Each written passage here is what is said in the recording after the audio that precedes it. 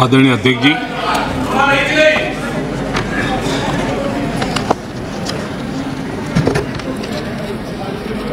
पिछले 3 दिवस से अनेक वरिष्ठ महानुभाव आदरणीय सदस्यों ने अपने विचार व्यक्त किए हैं।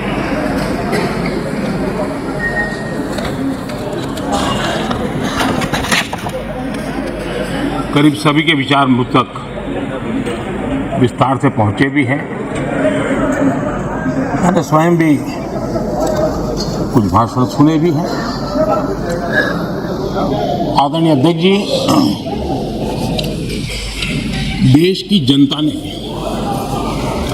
हमारी सरकार के प्रति बार बार जो विश्वास जताया है, मैं आज देश के कोटि कोटि नागरिकों का आभार व्यक्त करने के लिए उपस्थित हुआ हूं।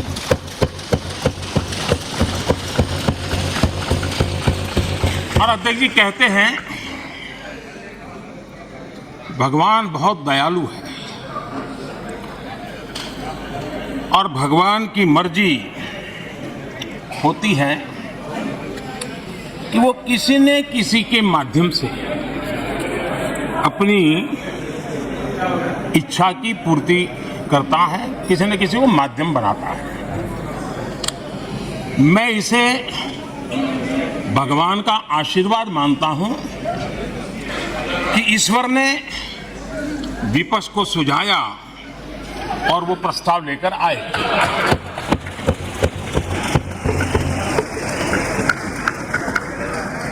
2018 में भी ये ईश्वर का ही आदेश था, जब विपक्ष के मेरे साथी अविश्वास प्रस्ताव लेकर के आए थे। उस समय भी मैंने कहा था कि अविश्वास प्रस्ताव हमारी सरकार का फ्लोर टेस्ट नहीं है। मैंने उस दिन कहा था, बल्कि ये उन्हीं का फ्लोर टेस्ट है। ये मैंने उस दिन भी कहा और हुआ भी वही। जब मतदान हुआ तो विपक्ष के पास जितने वोट थे उतने वोट भी वो जमा नहीं कर पाए थे।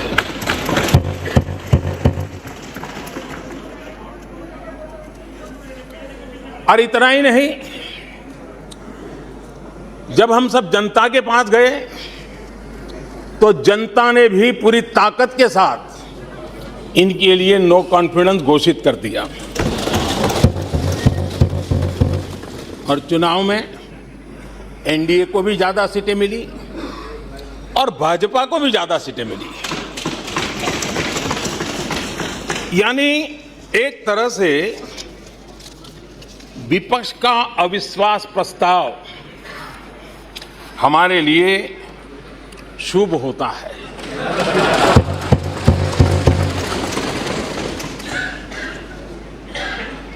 और मैं आज देख रहा हूं कि आपने तय कर लिया है कि एनडीए और बीजेपी 2024 के चुनाव में पुराने सारे रिकॉर्ड तोड़ करके भव्य विजय के साथ जनता के आशीर्वाद से वापस आएंगे। आदरणीय अध्यक्ष जी, विपक्ष के प्रस्ताव पर यहां 3 दिनों से अलग अलग विषयों पर काफी चर्चा हुई है। अच्छा होता कि सत्र की शुरुआत के बाद से ही विपक्ष ने गंभीरता के साथ सदन की कार्यवाही में हिस्सा लिया होता।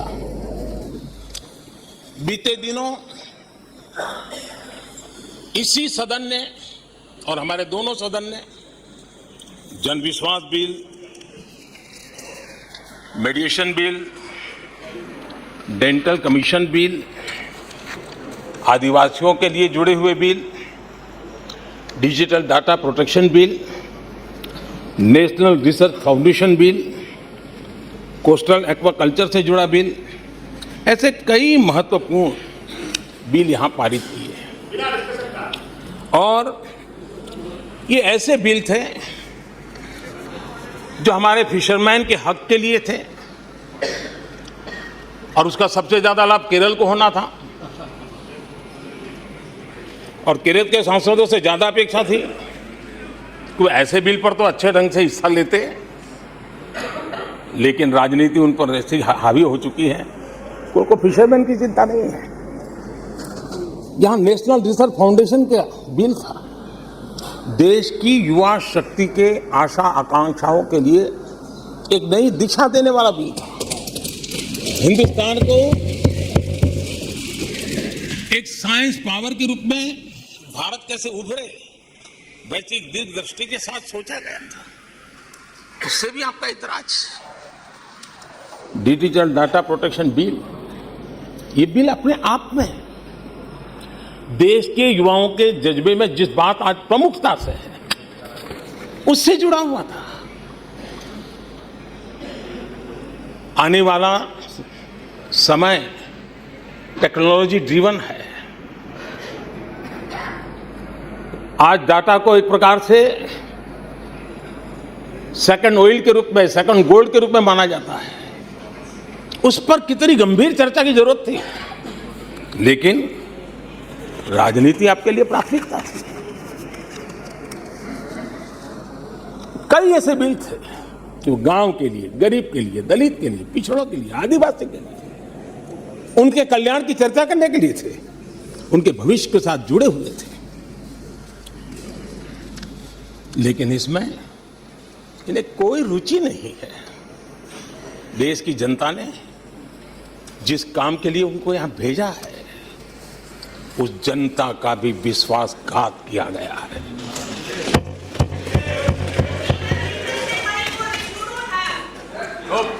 विपक्ष के कुछ दलों के लिए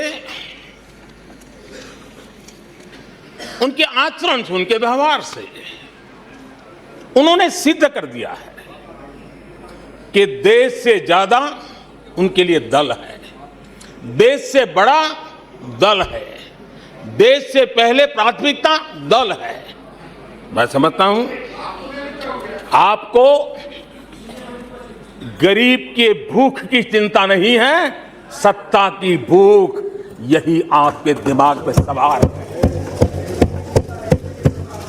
आपको देश के युवाओं के भविष्य की परवाह नहीं है, आपको अपने राजनीतिक भविष्य की चिंता है। और माननीय अध्यक्ष जी, आप झूठे एक दिन सदन चलने भी दिया, किस काम के लिए?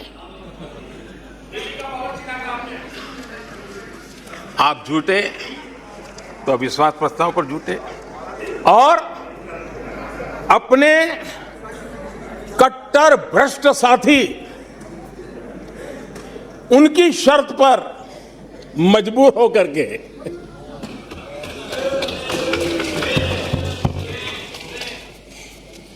और इस अविश्वास पर प्रस्ताव पर भी आपने कैसी चर्चा की? और तो मैं तो देख रहा हूं सोशल मीडिया में आपके दरबारी भी बहुत दुखी है। ये हाल है आपका। और अध्यक्ष जी देखिए, मजा इस डिबेट का कि फील्डिंग विपक्ष ने ऑर्गेनाइज की, लेकिन चौके छक्के यहीं से लगे।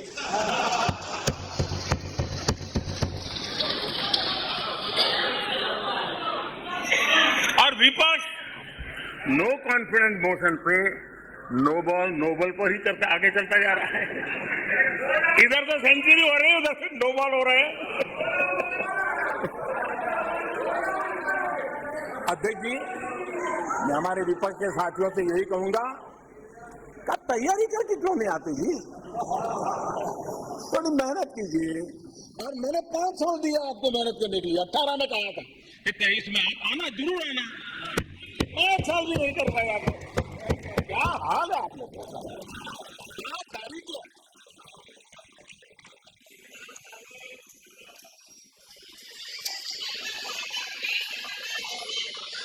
आदरणीय अध्यक्ष जी, विपक्ष के हमारे साथियों को दिखास की, छपास की बहुत इच्छा रहती है, पर स्वाभाविक है। लेकिन आप ये मत भूलिए कि देश भी आपको देख रहा है, आपके एक एक शब्द को देश गौर से सुन रहा है। लेकिन हर बार देश को आपने निराशा के सिवा कुछ नहीं दिया है। और विपक्ष के रवैये पर भी क्या कहूंगा, जिनके खुद के वही खाते बिगड़े हुए,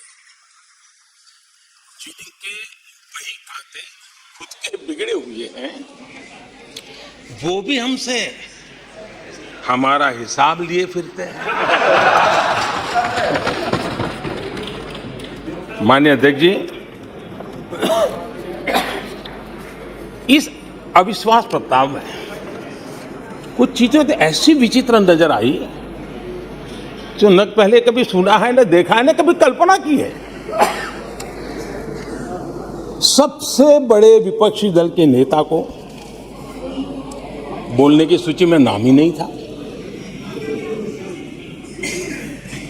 और पिछले उदाहरण देखिए आप, 1999 में वाजपेयी सरकार के खिलाफ अविश्वास प्रस्ताव आया।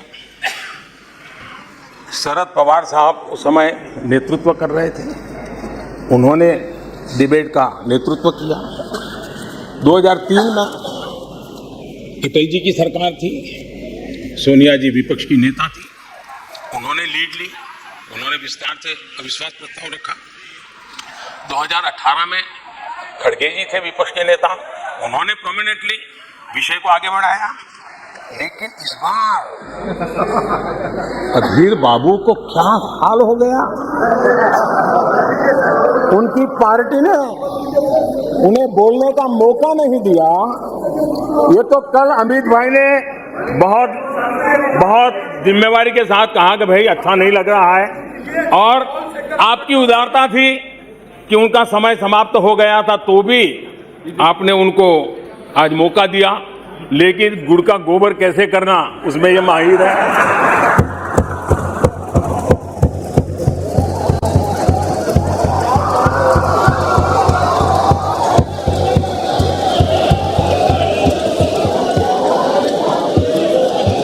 मैं नहीं जानता हूं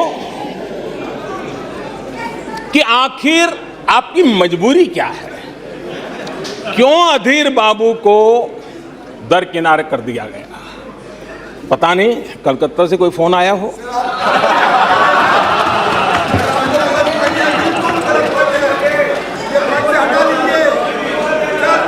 और कांग्रेस बार बार उनका अपमान करती है।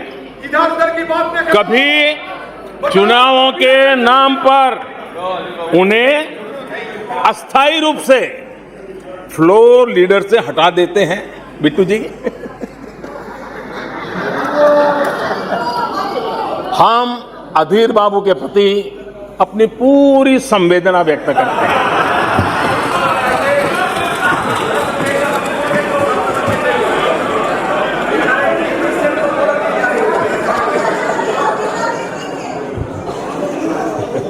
सूरज जी जरा जोर से हंस लीजिए।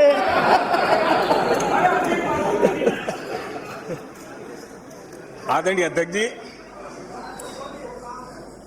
किसी भी देश के जीवन में, इतिहास में एक समय ऐसा आता है जब वो पुरानी बंदिशों को तोड़ करके एक नई ऊर्जा के साथ, नए उमंग के साथ, नए सपनों के साथ, नए संकल्प के साथ आगे बढ़ने के लिए कदम उठा लेता है। 21वीं सदी का ये कालखंड, और मैं बड़ी गंभीरता से इस पवित्र लोकतंत्र के मंदिर में बोल रहा हूं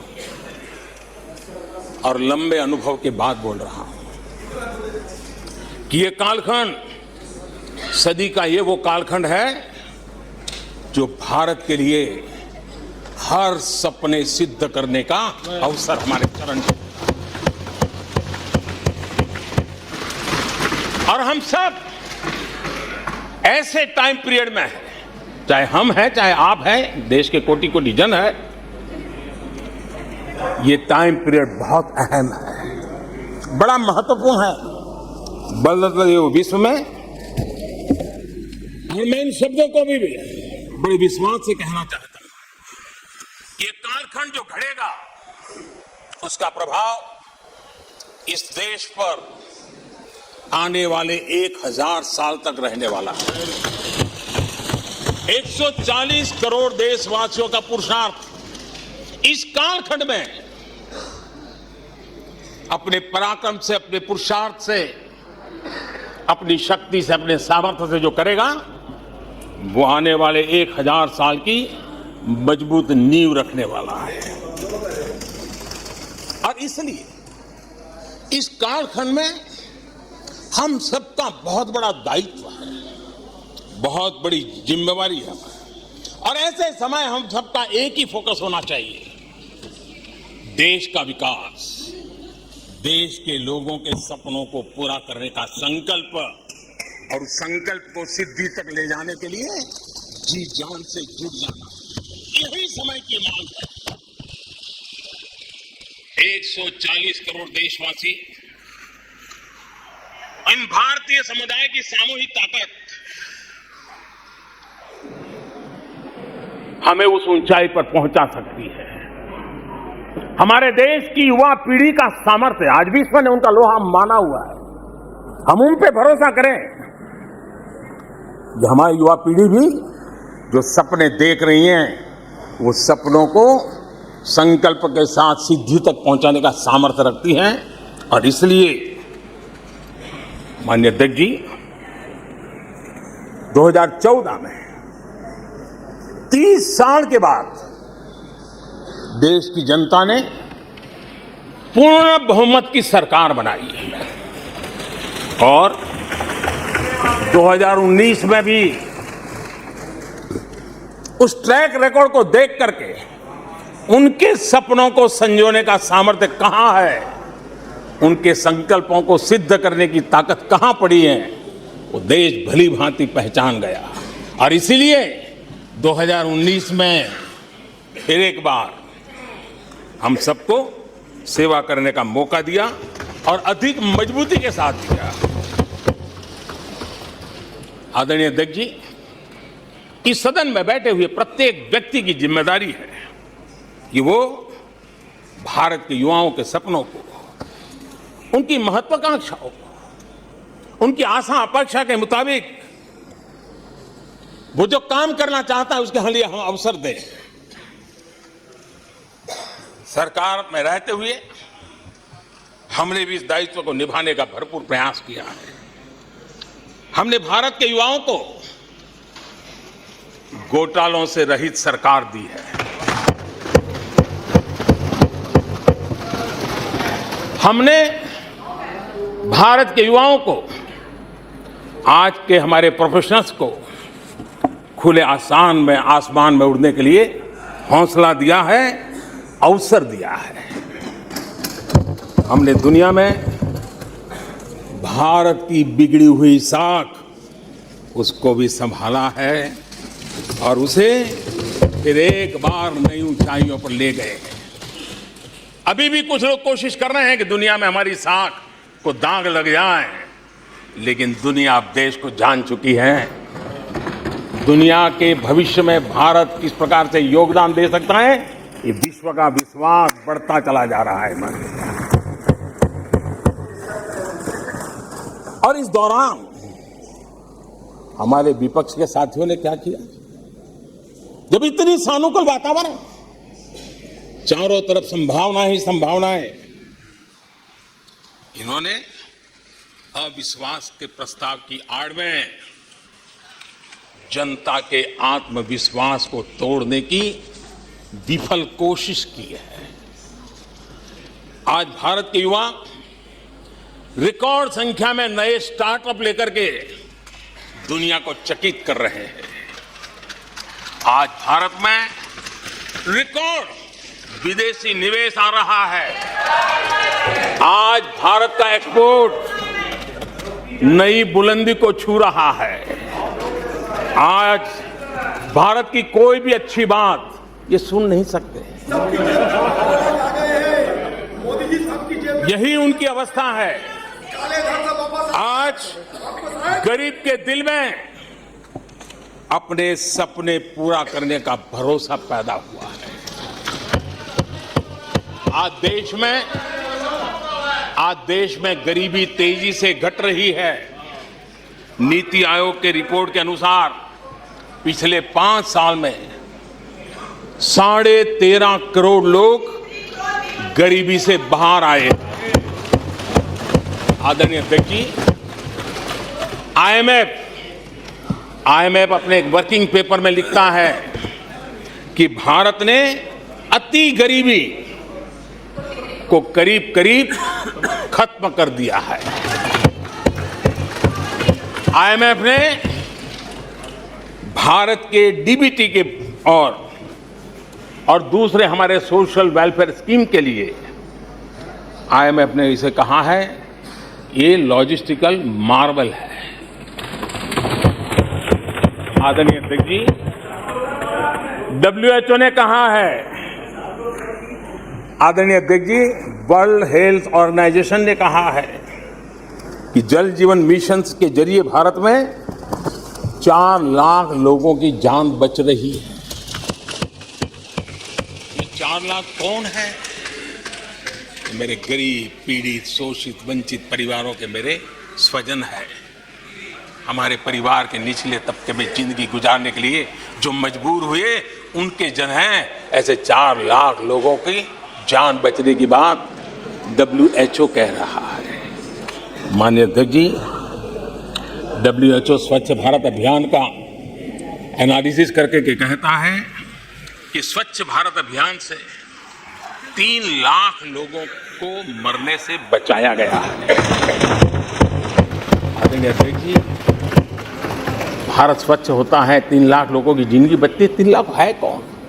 वही झुग्गी झोपड़ी में जिंदगी जीने के लिए जो मजबूर है, जिनके लिए अनेक कठिनाइयों से गुजारा करना पड़ता है। मेरे गरीब परिवार के लोग हैं, शहरों की बस्तियों में गुजारा करने वाले लोग हैं, गांव में जीने वाले लोग हैं और वंचित तबके के लोग हैं जिनकी जान बची है। यूनिसेफ ने क्या कहा है? यूनिसेफ ने कहा है कि स्वच्छ भारत अभियान के कारण हर साल गरीबों के 50,000 रुपये बच रहे हैं। ये लेकिन भारत की इन उपलब्धियों से कांग्रेस समेत विपक्ष के कुछ लोग दलों को अविश्वास है। जो सच्चाई दुनिया दूर से देख रही है, ये लोग यहां रहते हैं दिखती नहीं है।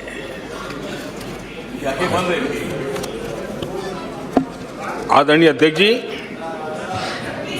अविश्वास और घमंड इनकी रगों में रस बस गया है।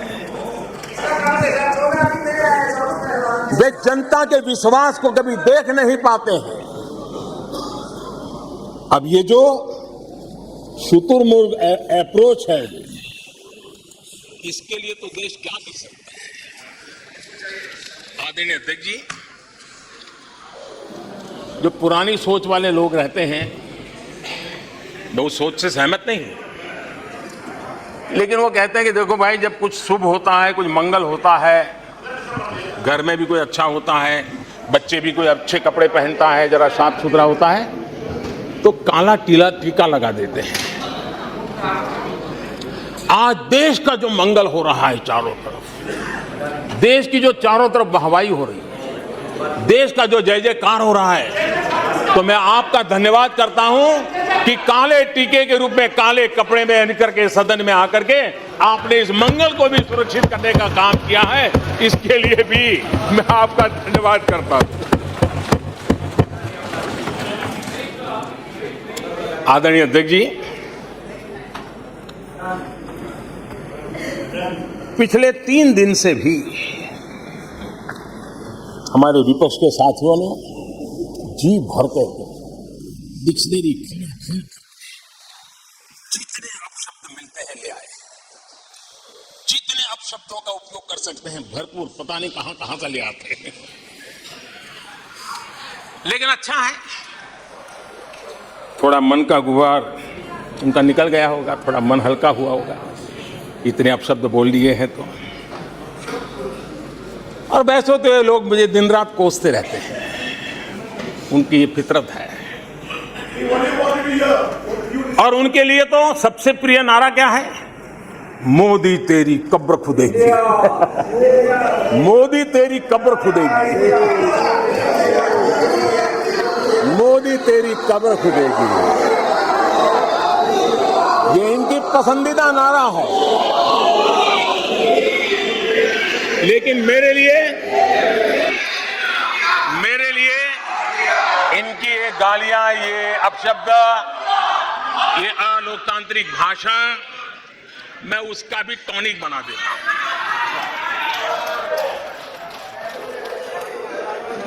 और ये ऐसा क्यों करते हैं और ये क्यों होता है, आज मैं सदन में कुछ सीक्रेट बताना चाहता हूं। मेरा पक्का विश्वास हो गया है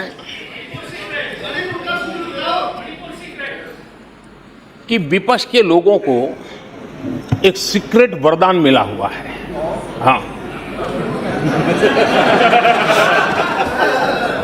सीक्रेट वरदान मिला हुआ है।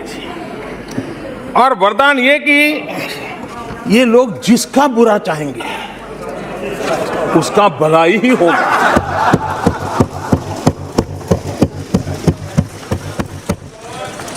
एक उदाहरण तो आप देखिए, मौजूद है।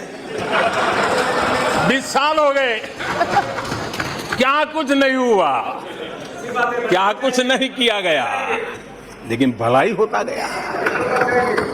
तो आपको बड़ा सीक्रेट वरदान है जी। और मैं 3 उदाहरण से ये सीक्रेट वरदान को सिद्ध कर सकता हूं जी। आपको ध्यान होगा, 3 लोगों ने कहा था बैंकिंग सेक्टर के लिए, बैंकिंग सेक्टर डूब जाएगा, बैंकिंग सेक्टर तबाह हो जाएगा, देश खत्म हो जाएगा, देश बर्बाद हो जाएगा, न जाने क्या क्या कहा था। और बड़े बड़े विद्वानों को विदेशों से ले आते थे, उनसे कहलवाते थे, ताकि उनकी बात कोई न माने तो शायद उनकी मान ले। हमारे बैंकों की सेहत को लेकर के भांति भांति की निराशा, अफवाह फैलाने का काम इन्होंने पुरजोश किया। और जब इन्होंने बुरा चाहा बैंकों का, तो हुआ क्या? हमारी public sector banks net profit 2 गुने से ज्यादा हो गया।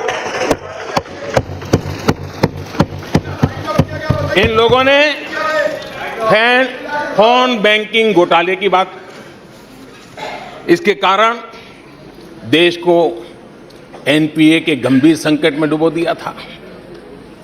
बीते दिनों की बात हो रही है, लेकिन आज जो उन्होंने एनपीए का अंबर लगा के गए थे, उसको भी पार कर करके और एक नई ताकत के साथ निकल चुके हैं। और आज सुबह निर्मला जी ने विस्तार से बताया है कि कितना प्रॉफिट हुआ है। दूसरा उदाहरण, हमारे डिफेंस के हेलीकॉप्टर बनाने वाली सरकारी कंपनी HAL, ये HAL को लेकर के कितनी भली बुरी बातें इन्होंने करी थी। क्या कुछ नहीं कहा गया था HAL के लिए, और इसका दुनिया पे बहुत नुकसान करने वाली भाषा का प्रयोग किया गया था। और HAL तबाह हो गया है, HAL खत्म हो गया है, भारतीय डिफेंस इंडस्ट्री खत्म हो चुकी है। ऐसा न जाने क्या क्या कहा गया था HAL के लिए। इतना ही नहीं, जैसे आजकल खेतों में जाकर के वीडियो शूट होता है, मालूम है ना? हाँ, खेतों में जाकर के वीडियो शूट होता है, हाँ। वैसा ही उस समय HAL फैक्ट्री के दरवाजे पर मजदूरों की सभा करके वीडियो शूट करवाया गया था और वहां के कामगारों को भड़काया गया था। अब तुम्हारा कोई भविष्य नहीं है, तुम्हारे बच्चे मरेंगे, भूखे मरेंगे, एचएएल डूब रहा है। देश की इतनी महत्वपूर्ण इंस्टीट्यूट को इतना बुरा चाहा, इतना बुरा चाहा, इतना बुरा कहा कि वो सीक्रेट आज एचएएल सफलता की नई बुलंदियों को छू रहा है। एचएएल ने अपना highest ever highest revenue register किया है। इनके जी भर करके गंभीर आरोप के बावजूद वहां के कामदारों को, वहां के कर्मचारियों को उकसाने की भरपूर कोशिश के बावजूद भी आज एचएएल देश की आन बान शान बनकर उभरा। जिसका बुरा चाहते हैं वो कैसे आगे बढ़ता है, मैं तीसरा उदाहरण देता हूं। आप जानते हैं एलआईसी के लिए क्या क्या कहा गया था? एलआईसी बर्बाद हो गई, गरीबों के पैसे डूब रहे हैं, गरीब कहां जाएगा, बेचारे ने बड़ी मेहनत से एलआईसी में पैसा डाला है। क्या क्या जितनी उनकी कल्पना शक्ति थी, जितने उनके दरबारियों ने कागज पकड़ा दिए थे, सारे बोल लेते थे, सारे बोल लेते थे। लेकिन आज एलआईसी लगातार मजबूत हो रही है। शेयर मार्केट में रुचि रखने वाले को भी ये गुरु मंत्र है कि जो सरकारी कंपनियों के लोग गाली देना, आप उसमें दांव लगा दीजिए था, अच्छा ही होगा।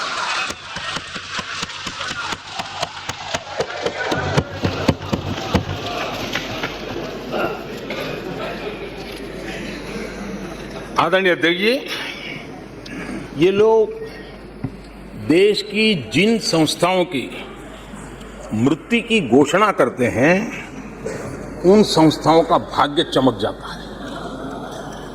और मुझे विश्वास है कि ये जैसे देश को कोसते हैं, लोकतंत्र को कोसते हैं, मेरा पक्का विश्वास है देश भी मजबूत होने वाला है, लोकतंत्र भी मजबूत होने वाला है और हम तो होने ही वाले हैं। आदरणीय अध्यक्ष जी, ये वो लोग हैं जिन्हें देश के सामर्थ्य पर विश्वास नहीं। इन लोगों को देश के परिश्रम पर विश्वास नहीं है, देश के पराक्रम पर विश्वास नहीं है। कुछ दिन पहले मैंने कहा था कि हमारी सरकार के अगले टर्म में, तीसरे टर्म में, भारत दुनिया की तीसरी टॉप अर्थव्यवस्था बनेगा।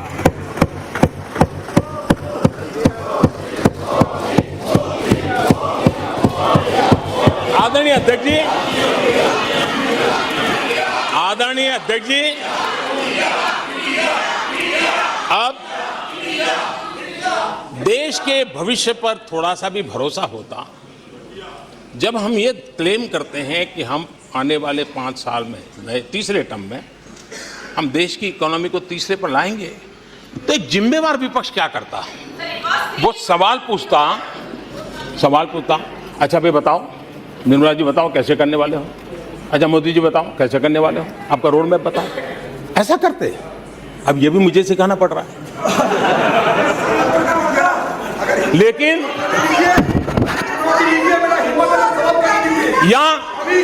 या वो कुछ सुझाव दे सकते थे, ये कुछ सुझाव दे सकते थे, या फिर कहते हम चुनाव में जनता के बीच जाकर के बताएंगे कि ये तीसरे की बात करते हैं, हम तो 1 नंबर पे लेके आएंगे और ऐसे ऐसे लेके कुछ तो करते यार। लेकिन हमारे विपक्ष की त्रासदी ये है, और उनके राजनीतिक विमर्श पर गौर कीजिए। कांग्रेस के लोग क्या कह रहे हैं? अब देखिए कितना कल्पना दारिद्र्य है। इतने सालों तक सत्ता में रहने के बाद भी क्या अनुभवताहीन बातें सुनने को मिल रही है जी। क्या कहते हैं ये कहते हैं इसकी लक्ष्य तक पहुंचने कुछ करने की जरूरत नहीं, ऐसे ही होने वाला है तीसरे नंबर पर। बताओ, मुझे लगता है कि इसी सोच के कारण वो सोते रहे इतने सालों तक, तो अपने आप होने वाला है। वो कहते हैं बिना कुछ किए तीसरे पहुंच जाएंगे। और कांग्रेस की माने अगर सब कुछ ऑफ ही अपने आप ही हो जाने वाला है, इसका मतलब है कांग्रेस के पास न नीति है, न नियत है, न विजन है, न वैश्विक अर्थव्यवस्था की समझ है, और न ही भारत के अर्थ जगत के ताकत का पता है। और इसलिए सोए सोए सब हो जाएगा। यही एक आदरणीय अध्यक्ष जी, ये वजह है कि कांग्रेस के शासन में भारत गरीबी और गरीबी को बढ़ाता गया। 1991 में देश कंगाल होने की स्थिति में था। कांग्रेस के शासनकाल में अर्थव्यवस्था दुनिया के क्रम में 10, 11, 12 इसके बीच में झोले खाती थी, झूलती रही थी। लेकिन 2014 के बाद भारत ने टॉप 5 में अपनी जगह बना ली।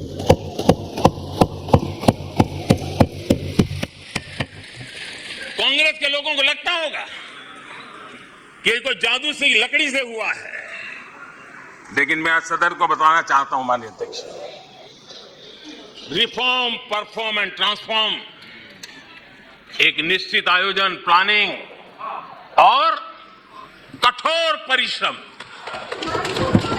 परिश्रम की पराकाष्ठा, और इसी की वजह से आज देश इस मुकाम पर पहुंचा है। और ये प्लानिंग और परिश्रम की निरंतरता बनी रहेगी। आवश्यकता अनुसार उसमें नए रिफॉर्म होंगे और परफॉर्मेंस के लिए पूरी तरह ताकत को लगाया जाएगा, और परिणाम ये होगी कि हम तीसरे नंबर पर पहुंच के रहेंगे। आदरणीय अध्यक्ष जी, देश का विश्वास मैं शब्दों में भी प्रकट करना चाहता हूं, और देश का विश्वास है कि 2028 में आप जब अविश्वास प्रस्ताव लेके आएंगे, तब ये देश पहले 3 में होगा। ये देश का विश्वास है।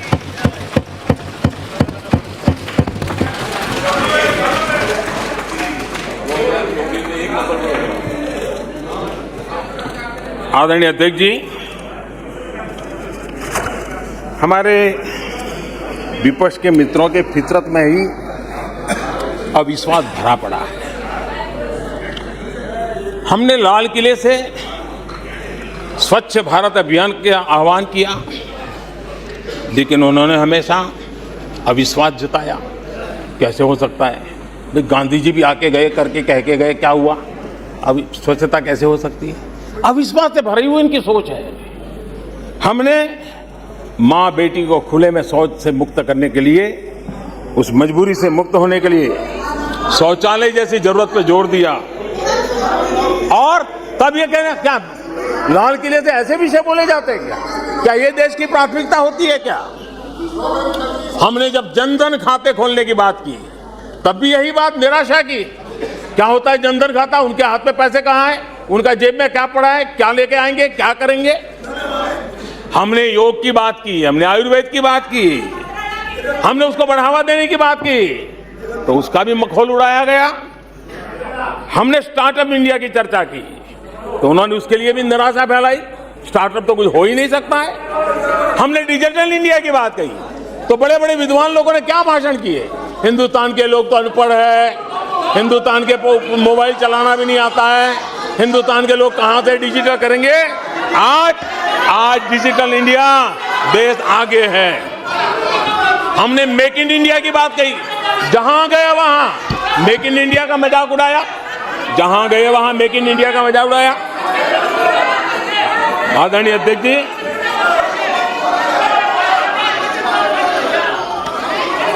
कांग्रेस पार्टी और उनके दोस्तों का इतिहास रहा है कि उन्हें भारत पर, भारत के सामर्थ्य पर कभी भी भरोसा नहीं रहा है। भाषण पूरा नहीं हुआ। आदरणीय अध्यक्ष जी, और ये विश्वास किस पर करते थे? मैं जरा आज सदन को याद दिलाना चाहता हूं। पाकिस्तान सीमा पर हमले करता था, हमारे यहां आए दिन आतंकवादी भेजा जाता था और उसके बाद पाकिस्तान हाथ ऊपर करके मुकर जाता था, भाग जाता था, बोले हमारी तो कोई जिम्मेवारी नहीं है, कोई जिम्मा लेने को तैयार नहीं होता था। और इनका पाकिस्तान से ऐसा प्रेम था कि वो तुरंत पाकिस्तान की बातों पर विश्वास कर लेते थे। पाकिस्तान कहता था कि आतंकी हमले होते रहेंगे और बातचीत भी होती रहेगी। इन्हें यहां तक कहते भाई पाकिस्तान कह रहा है तो सही कहता होगा, ये इनकी सोच रही है। कश्मीर आतंकवाद की आग में दिन रात सुलग रहा था, जलता था, लेकिन कांग्रेस सरकार का काम कश्मीर के आम नागरिकों पर विश्वास नहीं था। वे विश्वास करते थे हुर्रियत पर, वे विश्वास करते थे अलगाववादियों के पर, वे विश्वास उन लोगों पर करते थे जो पाकिस्तान का झंडा लेकर के चलते थे। भारत ने आतंकवाद पर सर्जिकल स्ट्राइक किया, भारत ने एयर स्ट्राइक किया। इनको भारत की सेना पर भरोसा नहीं था, उनको दुश्मन के दावों पर भरोसा था। ये इनकी प्रवृत्ति थी। अध्यक्ष महोदय, आज दुनिया में कोई भी भारत के लिए अपशब्द बोलता है तो इन्हें उस पर तुरंत विश्वास हो जाता है, तुरंत उसको कैच कर लेते हैं। ऐसा मैग्नेटिक पावर है कि भारत खिलाफ हर चीजें वो तुरंत पकड़ लेते हैं। जैसे कोई विदेशी एजेंसी कहती है कि भूखमरी का सामना कर रहा कई देश भारत से बेहतर है, ऐसा झूठी बात आएगी तो भी पकड़ लेते और हिंदुस्तान में प्रचार करना शुरू कर देते, प्रेस कॉन्फ्रेंस कर देते हैं। भारत को बदनाम करने में क्या मजा आता है। दुनिया में कोई भी ऐसी बेतुकी बातों को मिट्टी के ढेले जैसी जिसकी कीमत ना हो, ऐसी बातों को तवज्जो देना ये कांग्रेस की फितरत रही है और तुरंत उसका भारत में एम्पलीफाई करना, प्रचार करना पूरी कोशिश में लग जाती है। कोरोना में की महामारी आई, भारत के वैज्ञानिकों ने मेड इन इंडिया वैक्सीन बनाया, उन्हें भारत के वैक्सीन पर भरोसा नहीं, उनको भारत के वैक्सीन पर भरोसा नहीं, विदेशी वैक्सीन पर भरोसा, ये इनकी सोच रही।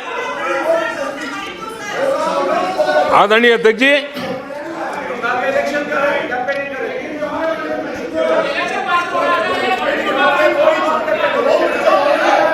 देश के कोटि कोटि नागरिकों ने भारत के वैक्सीन पर विश्वास जताया। इनको भारत के सामर्थ्य पर विश्वास नहीं है, इनको भारत के लोगों पर विश्वास नहीं है। लेकिन इस सदन को मैं बताना चाहता हूं, इस देश का भी, भारत के लोगों का कांग्रेस के प्रति नो कॉन्फिडेंस का भाव बहुत गहरा है। कांग्रेस के प्रति नो कॉन्फिडेंस का भाव बहुत गहरा है भारत के लोगों में। कांग्रेस अपने घमंड से इतनी चूर हो गई है, इतनी भर गई है कि उसको जमीन दिखाई तक देती नहीं है। आदरणीय अध्यक्ष जी, देश के कई हिस्सों में कांग्रेस को जीत दर्ज करने में अनेक दशक लग गए हैं। तमिलनाडु में कांग्रेस की आखिरी बार 1962 में जीत हुई थी। 61 वर्षों से तमिलनाडु के लोग कह रहे हैं कांग्रेस नो कॉन्फिडेंस। तमिलनाडु के लोग कह रहे हैं कांग्रेस। पश्चिम बंगाल में उन्हें आखिरी बार जीत 1972 में मिली थी। पश्चिम बंगाल के लोग 51 सालों से कह रहे हैं कांग्रेस कांग्रेस। उत्तर प्रदेश और बिहार और गुजरात कांग्रेस आखिरी 1985 में जीती थी। पिछले 38 वर्षों से वहां के लोगों ने कांग्रेस को कहा है, वहां के लोगों ने कांग्रेस को कहा है। त्रिपुरा में उन्हें आखिरी बार 1988 में जीत मिली थी। 35 वर्षों से त्रिपुरा के लोग कांग्रेस को कह रहे हैं कांग्रेस कांग्रेस।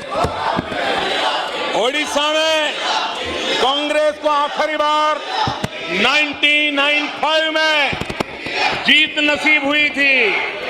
यानी ओडिशा में भी 28 वर्षों से कांग्रेस को एक ही जवाब दे रहा है। उड़ीसा कह रहा है नो कॉन्फिडेंस कांग्रेस। माननीय प्रधानमंत्री जी, नागालैंड में सभा की अनुमति हो तो सभा की कार्रवाई इस विषय की समाप्ति तक बढ़ाई जाती है। माननीय सदस्यगण, मैंने पहले भी आग्रह किया था कि नारेबाजी नहीं करेंगे, और आप सबने सहमति दी थी नारेबाजी नहीं करेंगे, न इधर से करेंगे न उधर से करेंगे, नहीं करेंगे दोनों तरफ से नारेबाजी। नो, इधर से भी नहीं करेंगे उधर से भी नारेबाजी। प्लीज, आपने खुद ने व्यवस्था दी थी नारेबाजी नहीं करेंगे, सदन में नहीं करने, किधर से भी नहीं करेंगे। माननीय प्रधानमंत्री जी।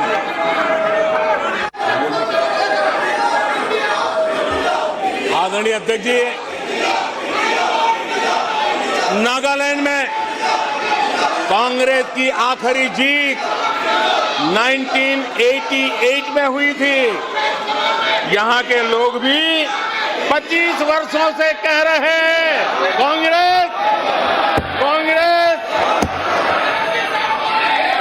दिल्ली, आंध्र प्रदेश और पश्चिम बंगाल में तो एक भी विधायक खाते में नहीं है। जनता ने कांग्रेस के प्रति बार बार नो कॉन्फिडेंस घोषित किया है। आदरणीय अध्यक्ष जी, मैं आज इस मौके पर आपके काम की बात बताता हूं, आपके काम की बात बताता हूं। आपकी भलाई के लिए बोल रहा हूं, आपकी भलाई के लिए बोल रहा हूं।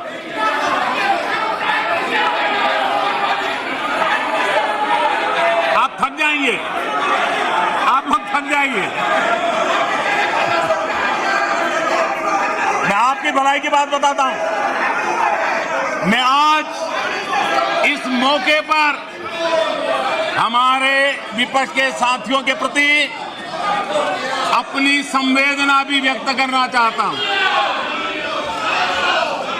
कुछ ही दिन पहले बेंगलुरु में आपने मिलजुल कर करीब करीब 1.5-2 दशक पुराने यूपीए का क्रियाकर्म किया है,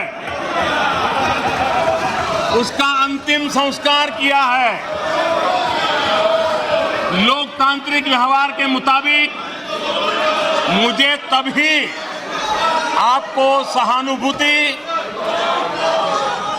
जरूर व्यक्त करनी चाहिए थी, संवेदना व्यक्त करनी चाहिए थी, लेकिन देरी में मेरा कसूर नहीं है, देरी में मेरा कसूर नहीं है, क्योंकि आप खुद ही एक और यूपीए का क्रियाकर्म कर रहे थे और दूसरी ओर जश्न भी मना रहे थे।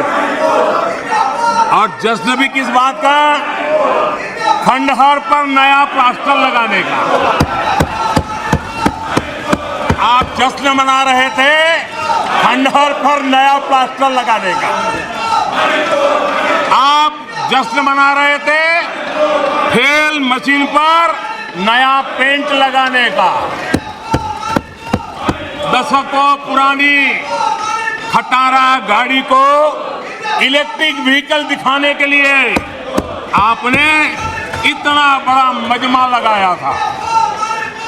और मजेदार ये कि मजमा खत्म होने से पहले ही उसका क्रेडिट लेने के लिए आप में सिर फुटबॉल शुरू हो गई। मैं हैरान था कि ये गठबंधन लेकर आप जनता के बीच जाएंगे। मैं विपक्ष के साथियों को कहना चाहता हूं, आप जिसके पीछे चल रहे हो, आप जिसके पीछे चल रहे हो, उसको तो इस देश की जबान, इस देश की संस्कार की समझ ही नहीं बची है। पीढ़ी दर पीढ़ी ये लोग लाल मिर्च और हरी मिर्च का फर्क नहीं समझ पाए।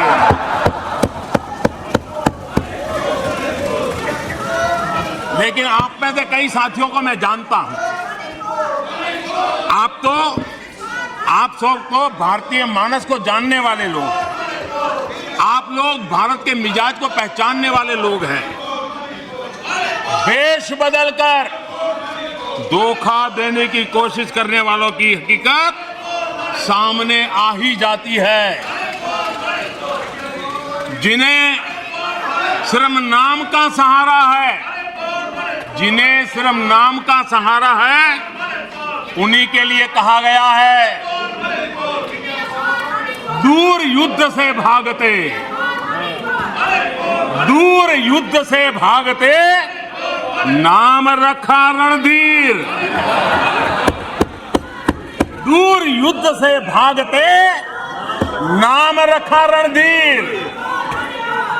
भाग्य चंद की आज तक, भाग्य चंद की आज तक सोई है तकदीर। भाग्य चंद की आज तक सोई है तकदीर। आदरणीय अध्यक्ष जी, इनकी मुसीबत ऐसी है कि खुद को जिंदा रखने के लिए,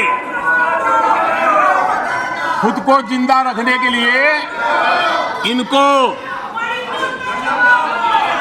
एनडीए का ही सहारा लेना पड़ा है। खुद को जिंदा रखने के लिए इन्हें एनडीए का ही सहारा लेना पड़ा है। लेकिन आदत के मुताबिक घमंड का जो आई है ना, आई वो उनको छोड़ता नहीं है। और इसलिए एनडीए में 2 आई पिरो दिए, 2 घमंड के आई पिरो दिए। पहला आई 26 दलों का घमंड, और दूसरा आई एक परिवार का घमंड। एनडीए भी चुरा लिया कुछ बचने के लिए, और इंडिया के भी टुकड़े कर दिए। I dot, N dot, D dot, I dot.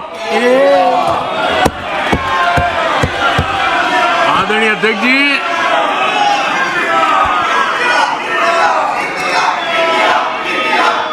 जरा हमारे डीएमके के भाई सुन ले, जरा कांग्रेस के लोग भी सुन ले। अध्यक्ष महोदय, यूपीए को लगता है कि देश के नाम का इस्तेमाल करके अपनी विश्वसनीयता बढ़ाई जा सकती है, लेकिन कांग्रेस के सहयोगी दल, कांग्रेस के अटूट साथी, तमिलनाडु सरकार में एक मंत्री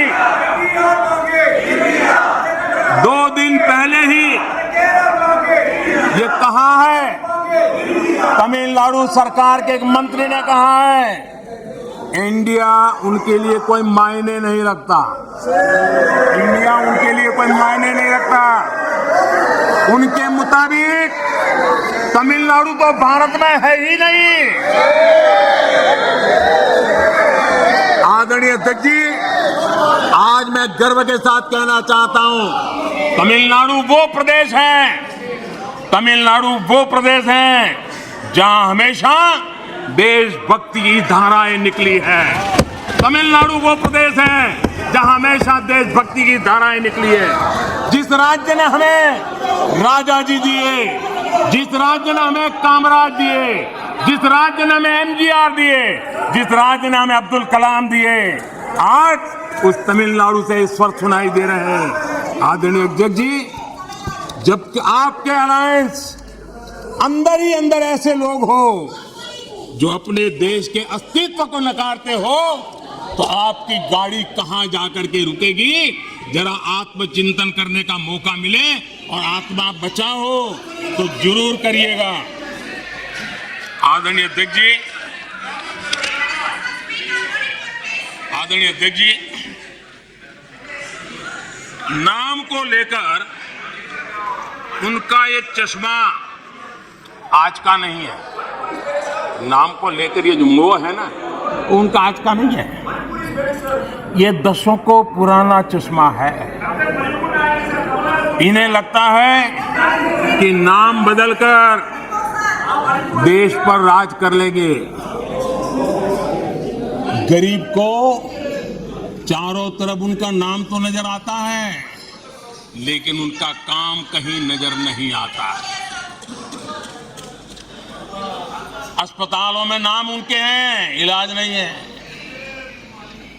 शैक्षणिक संस्थाएं नाम लटक रहे हैं, सड़कों हो, पार्क हो, उनका नाम, गरीब कल्याण की योजनाओं पर उनका नाम, खेल पुरस्कारों पर उनका नाम, एयरपोर्ट पर उनका नाम, म्यूजियम पर उनका नाम। अपने नाम से योजनाएं चलाई और फिर उन योजनाओं में हजारों करोड़ के भ्रष्टाचार किए। समाज के अंतिम छोर पर खड़ा व्यक्ति काम होते देखना चाहता था, लेकिन उसे मिला क्या? सिर्फ परिवार का नाम। अध्यक्ष महोदय, कांग्रेस की पहचान से जुड़ी कोई चीज उनकी अपनी नहीं, कोई चीज उनकी अपनी नहीं। चुनाव चिन्ह से लेकर विचारों तक सब कुछ कांग्रेस अपना होने का दावा करती है, वो किसी और से लिया हुआ है। आदरणीय अध्यक्ष जी, प्लीज माननीय सदस्य, प्लीज सीट पे जाइए, सीट पे।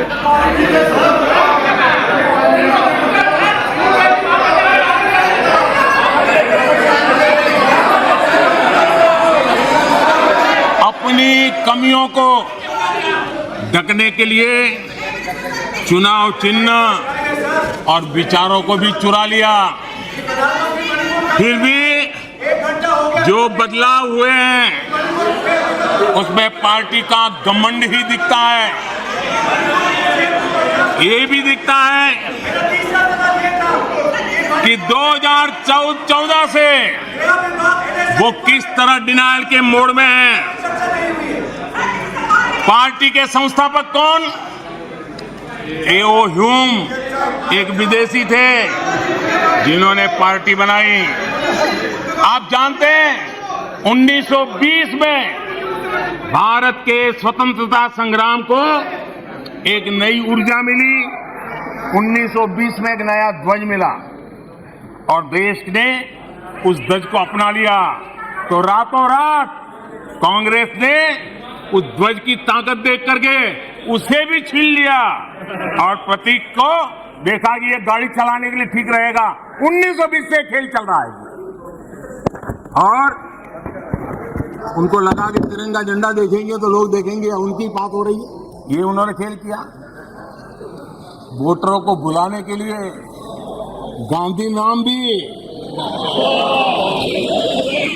हर बार वो भी चुरा लिया। कांग्रेस के चुनाव चिन्ह देखिए, 2 बैल, गाय बछड़ा और फिर हाथ का पंजा। ये सारे उनके कारनामे उनके हर प्रकार की मनोवृत्ति का प्रतिबिंब करता है, उसको प्रकट करते हैं और ये साफ दिखाता है कि सब कुछ एक परिवार के हाथों में सब केंद्रित हो चुका है। आदरणीय अध्यक्ष जी, ये इंडिया गठबंधन नहीं है, ये इंडिया गठबंधन नहीं है, एक घमंडिया गठबंधन है। ये इंडिया गठबंधन नहीं है, घमंडिया गठबंधन है। और इसकी बारात में हर कोई दूल्हा बनना चाहता है, सबको प्रधानमंत्री बनना है।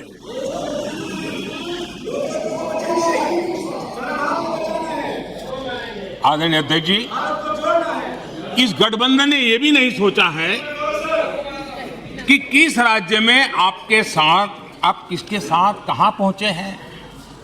पश्चिम बंगाल में आप टीएमसी और कम्युनिस्ट पार्टी के खिलाफ है और दिल्ली में एक साथ है। और अधीर बाबू 1991 पश्चिम बंगाल विधानसभा का चुनाव, इन्हीं कम्युनिस्ट पार्टी ने अधीर बाबू साथ क्या व्यवहार किया था वो आज भी इतिहास में दर्ज है।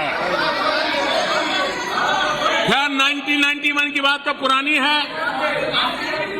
पिछले साल केरला के वायनाड में जिन लोगों ने कांग्रेस के कार्यालय में तोड़फोड़ की, ये लोग उनके साथ दोस्ती करके बैठे हैं।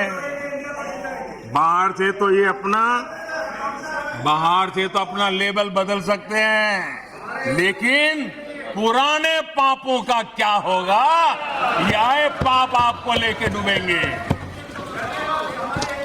आप जनता जनार्दन से ये पाप कैसे छिपा पाओगे? आप नहीं छिपा सकते हो। और इनको आज जो हालत, इसलिए मैं कहना चाहता हूं, अभी हालात ऐसे हैं, इसलिए हाथों में हाथ।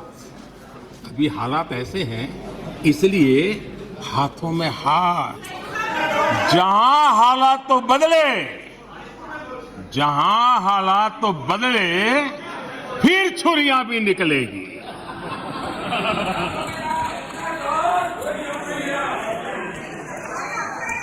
आदरणीय अध्यक्ष जी,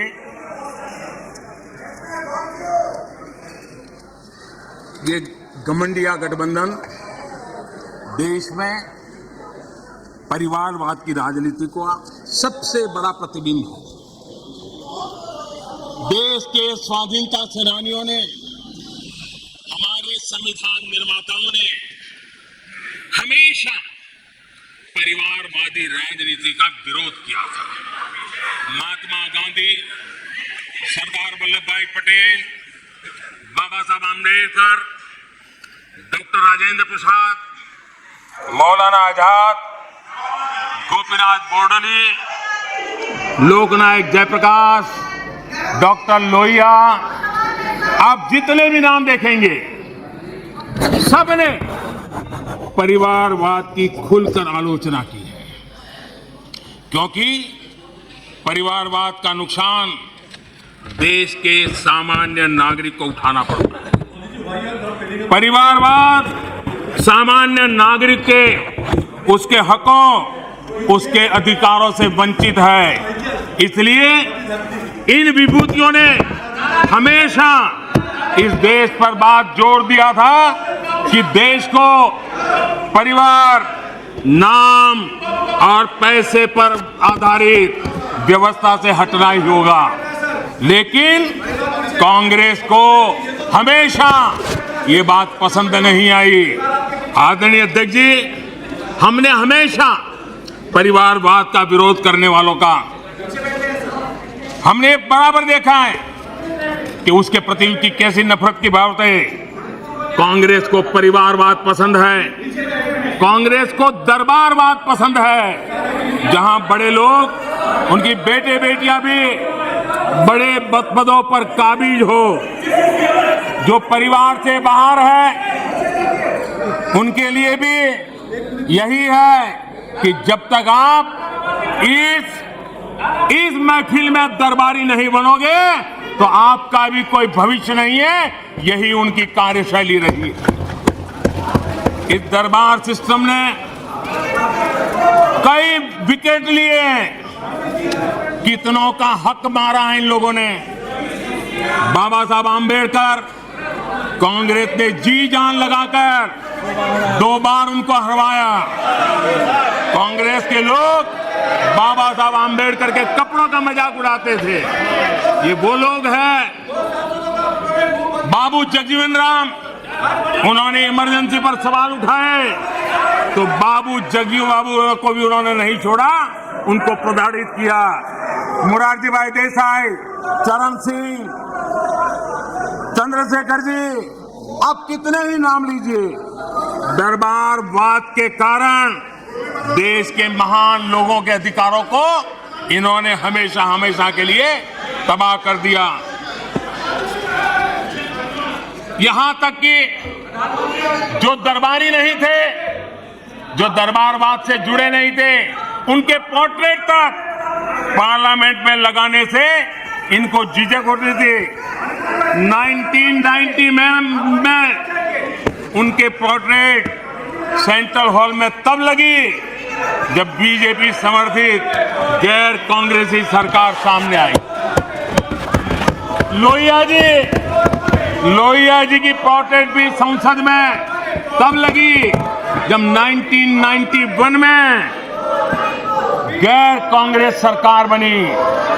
नेताजी की पोर्ट्रेट 1978 में सेंट्रल हॉल में लगाई जब जनता पार्टी की सरकार थी। लाल बहादुर शास्त्री और चरण सिंह, उनका पोर्ट्रेट भी 1993 में गैर परिवार की सरकार में लगा। सरदार पटेल के योगदान को भी कांग्रेस ने हमेशा नकारा। सरदार साहब को समर्पित विश्व की सबसे ऊंची स्टैच्यू ऑफ यूनिटी प्रतिमा बनाने का गौरव भी हमें प्राप्त हुआ। हमारी सरकार ने दिल्ली में पीएम म्यूजियम बनाया, सारे पूर्व प्रधानमंत्रियों को सम्मान दिया। पीएम म्यूजियम दल और पार्टी से ऊपर उठकर सभी प्रधानमंत्रियों को समर्पित है। उनको ये भी नहीं पता है क्योंकि उनके परिवार के बाहर का कोई भी प्रधानमंत्री बना हो, वो उनको मंजूर नहीं है, वो उनको स्वीकार नहीं है। आदरणीय अध्यक्ष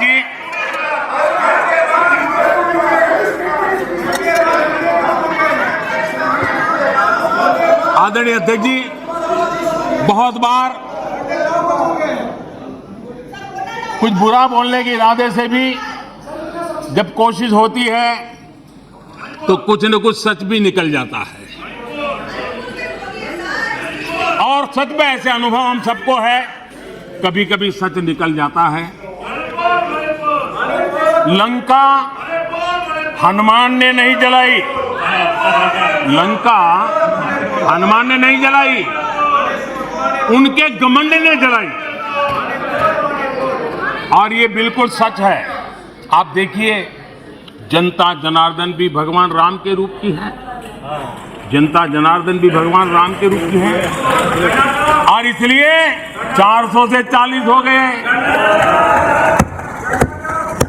हनुमान ने लंका नहीं जलाई, घमंड ने जलाई, और इसलिए 440 हो गए, 400 से 40 हो गए। आदरणीय अध्यक्ष जी,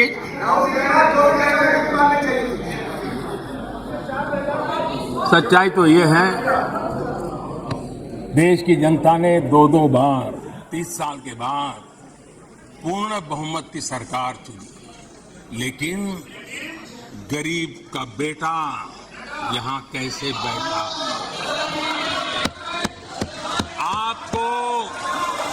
आपको जो हक था, आप अपनी पारिवारिक पीढ़ी मानते थे, वो यहां कैसे बैठ गया? ये चुभन अभी भी आपको परेशान कर रही है, आपको सोने नहीं देती है, और देश की जनता भी आपको सोने नहीं देगी। 2024 में भी सोने नहीं देगी। आदरणीय अध्यक्ष जी, कभी इनके जन्मदिन पर हवाई जहाज में केक काटे जाते थे। कभी इनके जन्मदिन पर हवाई जहाज में केक काटे जाते थे। आज उस हवाई जहाज में गरीब के लिए वैक्सीन जाता है। ये फर्क है।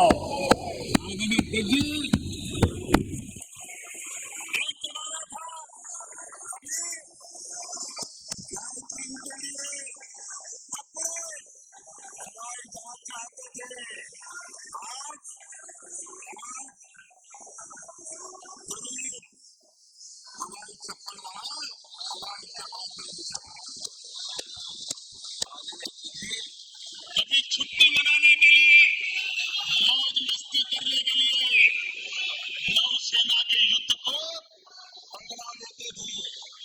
नौसेना के युद्ध पर मंगवा देते थे मौज मस्ती के लिए। आज उसी नौसेना के जहाज दूर देशों में फंसे भारतीयों को अपने घर लाने के लिए, गरीबों को अपने घर लाने के लिए उपयोग में आते हैं। आदरणीय अध्यक्ष जी, जो लोग आचार व्यवहार चाल चरित्र से राजा बन गए हो, आधुनिक राजा के रूप में ही जिनका दिमाग काम करता हो, उन्हें गरीब का बेटा यहां होने से परेशानी होनी। आखिर ये नामदार लोग हैं और ये कामदार लोग हैं। आदरणीय अध्यक्ष जी, कुछ बातें बहुत ही समय पर मुझे कहने का अवसर मिलता है। बहुत सी बातें ऐसी होती है, इत्तेफाक देखिए कि कोई मैं तो तय करके बैठता नहीं हूं, लेकिन इत्तेफाक देखिए कल यहां दिल से बात करने की बात भी कही गई थी। उनके दिमाग के हाल को तो देश लंबे समय से जानता है, लेकिन अब उनके दिल का भी पता चल गया। और अध्यक्ष जी, इनका मोदी प्रेम तो इतना जबरदस्त है जी, 24 घंटे सपने में भी उनको मोदी आता है। मोदी अगर भाषण करते समय बीच में पानी पिए तो ये कहते हैं, अगर पानी भी पिया तो सीना तान के कहते, देखिए मोदी को पानी पिला दिया। अगर मैं गर्मी में कड़ी धूप में भी जनता जनार्दन के दर्शन के लिए चल पड़ता हूं, कभी पसीना पोंछता हूं, तो कहते हैं देखिए मोदी को पसीना ला दिया। देखिए इनका जीने का सहारा देखिए। एक गीत की पंक्ति है, डूबने वाले को तिनके का सहारा ही बहुत, डूबने वाले को तिनके का सहारा ही बहुत, दिल बहल जाए फकत इतना इशारा ही बहुत, इतने पर भी आसमां वाला गिरा दे बिजलियां, इतने पर भी आसमां वाला गिरा दे बिजलियां, कोई बतला दे जरा ये डूबता फिर क्या करे। आदरणीय अध्यक्ष जी, मैं कांग्रेस की मुसीबत समझता हूं। बरसों से एक ही फेल्ड प्रोडक्ट उसको बार बार लॉन्च करते हैं, हर बार लॉन्चिंग फेल हो जाती है, और अब उसका नतीजा यह हुआ है मतदाताओं के प्रति उनकी नफरत भी 7वें आसमान पर पहुंच गई है। उनका लॉन्चिंग फेल होता है, नफरत जनता पे करते हैं। लेकिन पीआर वाले प्रचार क्या करते हैं, मोहब्बत की दुकान का प्रचार करते हैं, इकोसिटी में लग पड़ती है। इसलिए देश की जनता भी कह रही है ये है लूट की दुकान, ये है लूट की दुकान, झूठ का बाजार, ये है लूट की दुकान, झूठ का बाजार। इसमें नफरत है, घोटाले हैं, तुष्टीकरण है, मन काले हैं, परिवारवाद की आग के दशकों से देश हवाले है। और तुम्हारी दुकान ने इमरजेंसी बेची है, बंटवारा बेचा है, सिखों पर अत्याचार बेचा है, झूठ कितना सारा बेचा है, इतिहास बेचा है, पूरी के सच के प्रमाण बेचा है। शर्म करो नफरत की दुकान वालों, तुमने सेना का स्वाभिमान बेचा है।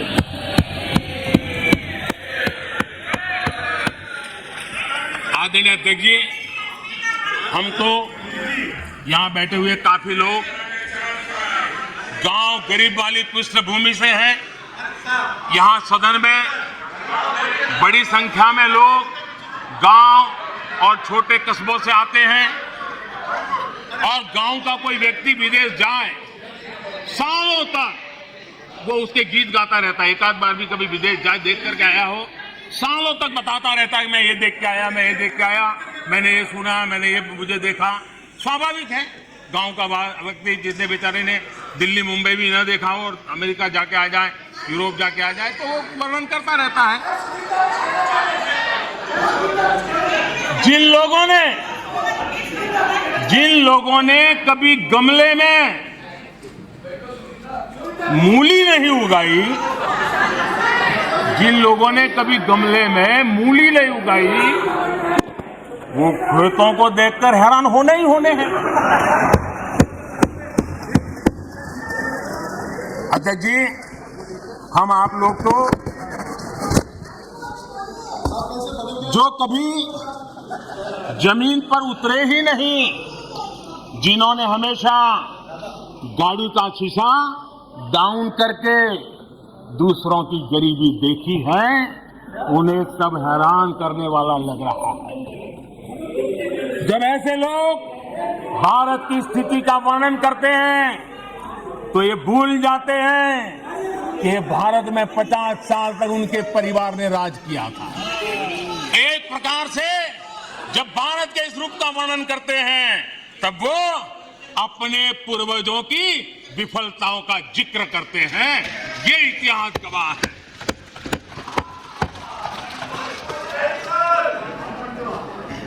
और इनकी दाल गलने वाली नहीं है, इसलिए नई नई दुकानें खोल करके बैठ जाते हैं। आदरणीय अध्यक्ष जी,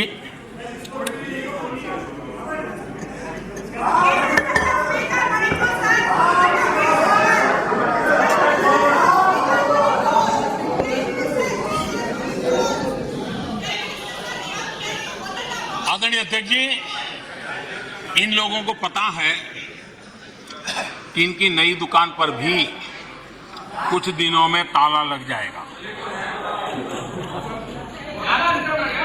और आज इस चर्चा के बीच देश के लोगों को मैं बड़ी गंभीरता के साथ इस घमंडिया गठबंधन की आर्थिक नीति से भी सावधान करना चाहता हूं।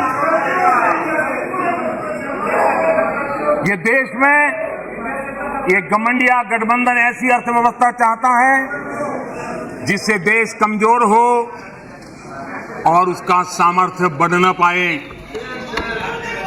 हम अपने आसपास के देशों में देखते हैं, जिन आर्थिक नीतियों को लेकर के कांग्रेस के और साथी आगे बढ़ना चाहते हैं, जिस प्रकार से खजाने से पैसे लुटाकर वोट पाने का खेल खेल रहे हैं, हमारे आसपास के देश के हालात देख लीजिए, दुनिया के उन देशों की स्थिति देख लीजिए। और मैं देश को कहना चाहता हूं, इनसे सुधरने की मुझे कोई अपेक्षा नहीं है, वो जनता इनको सुधार देगी। आदरणीय अध्यक्ष जी, इस प्रकार की चीजों का दुष्परिणाम हमारे देश पर भी हो रहा है, हमारे राज्यों पर भी हो रहा है। चुनाव जीतने के लिए अनाप शनाप वायदों के कारण अब इन राज्यों में जनता के ऊपर नए नए दंड डाले जा रहे हैं, नए नए बोझ डाले जा रहे हैं और विकास के प्रोजेक्ट्स बंद करने की घोषणा की जा रही है, विधिवत रूप से घोषणा की जा रही है। आदरणीय अध्यक्ष जी, ये घमंडिया गठबंधन की जो आर्थिक नीति है उस आर्थिक नीतियों का मैं परिणाम साफ देख रहा हूं। और इसलिए मैं देशवासियों को चेतावनी, देशवासियों को सत्य समझाना चाहता हूं। ये लोग, ये गठबंधन गठबंधन, ये लोग भारत के दिवालिया होने की गारंटी है। भारत के दिवालिया होने की गारंटी है। ये इकोनॉमी को डुबाने की, ये इकोनॉमी को डुबाने की, ये डबल डिजिट महंगाई की, ये डबल डिजिट महंगाई की, ये पॉलिसी पैरालिसिस की, ये पॉलिसी पैरालिसिस की, ये अस्थिरता की, ये अस्थिरता की, ये करप्शन की, ये करप्शन की, ये तुष्टीकरण की, ये तुष्टीकरण की, ये परिवारवाद की, ये परिवारवाद की, ये भारी बेरोजगारी की, ये भारी बेरोजगारी की, ये आतंक और हिंसा की, ये आतंक और हिंसा की, ये भारत को 2 शताब्दी पीछे पहुंचाने की गारंटी है। आदरणीय अध्यक्ष जी, ये कभी भारत को टॉप 3 अर्थव्यवस्था बनाने की गारंटी नहीं दे सकते। ये मोदी देश को गारंटी देता है कि मेरे तीसरे कार्यकाल में मैं हिंदुस्तान को टॉप 3 की पोजीशन में लाके रहूंगा। ये मेरा देश को गारंटी है। ये कभी भी देश को विकसित बनाने का सोच भी नहीं सकते हैं। उस दिशा में ये लोग कुछ कर भी नहीं सकते हैं।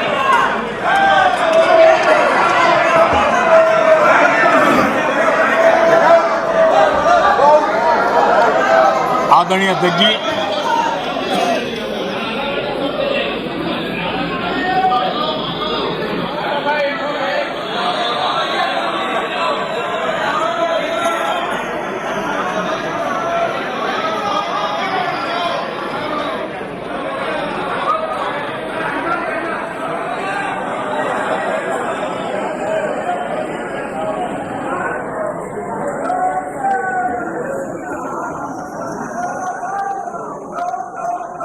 लोकतंत्र में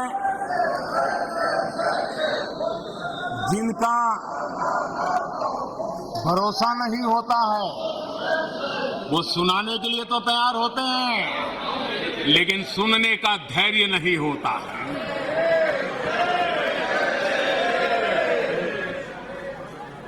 अपशब्द बोलो, भाग जाओ। कूड़ा कचरा फेंको, भाग जाओ। झूठ फैलाओ, भाग जाओ। यही जिनका खेल है। ये देश इनसे अपेक्षा ज्यादा नहीं कर सकता है।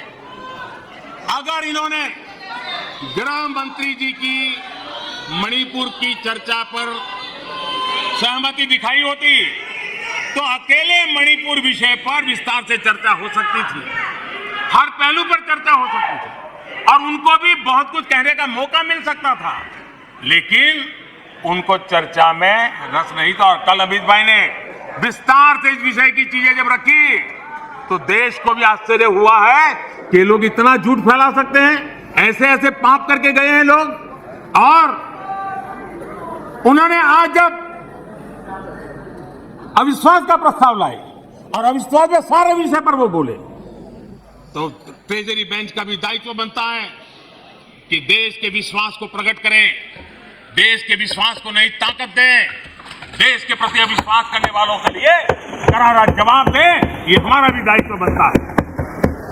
हमने कहा था अकेले मणिपुर के लिए आओ चर्चा करो, गृह मंत्री जी ने चिट्ठी लिख करके कहा था, उनके विभाग से जुड़ा विषय था, लेकिन साहस नहीं था, इरादा नहीं था और पेट में पाप था, दर्द पेट में हो रहा था और फोड़ रहे थे सर। इसका ये परिणाम था। आदरणीय अध्यक्ष जी, मणिपुर की स्थिति पर देश के गृह मंत्री श्रीमान अमित शाह ने कल 2 घंटे तक विस्तार से और बड़े धैर्य से रत्ती भर भी राजनीति के बिना सारे विषय को विस्तार से समझाया, सरकार की और देश की चिंता को प्रकट किया। और उसमें देश की जनता को जागरूक करने का भी प्रयास था। उसमें इस पूरे सदन की तरफ से एक विश्वास का संदेश मणिपुर को पहुंचाने का इरादा था। उसमें जन सामान्य को शिक्षित करने का भी प्रयास था। एक नेक ईमानदारी से देश की भलाई के लिए और मणिपुर की समस्या के लिए रास्ते खोजना एक प्रयास था। लेकिन सिवाय राजनीति कुछ करना नहीं है, इसलिए इन्होंने यही खेल किए, यही स्थिति किया।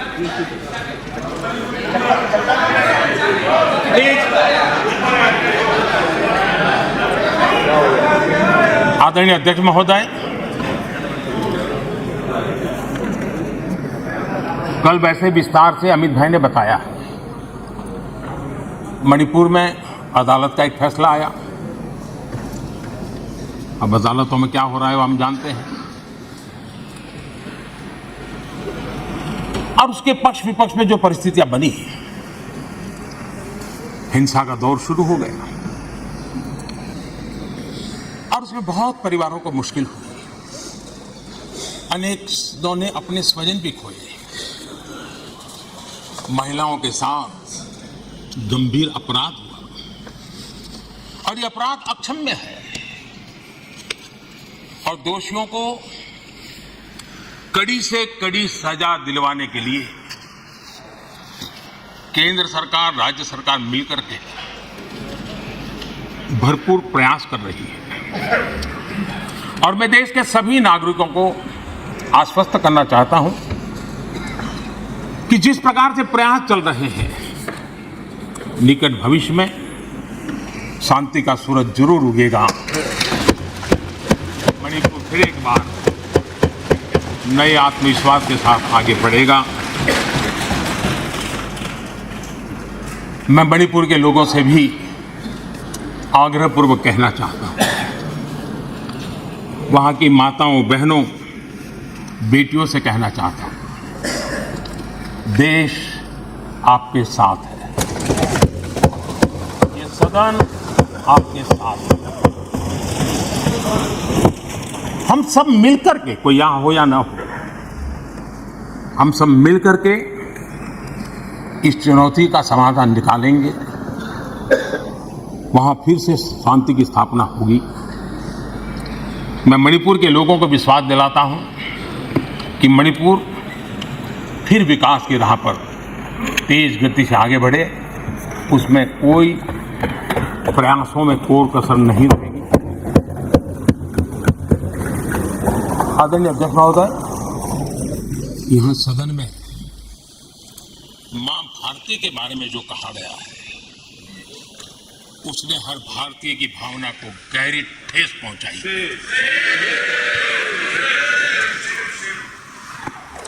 अध्यक्ष जी, पता नहीं मुझे क्या हो गया है,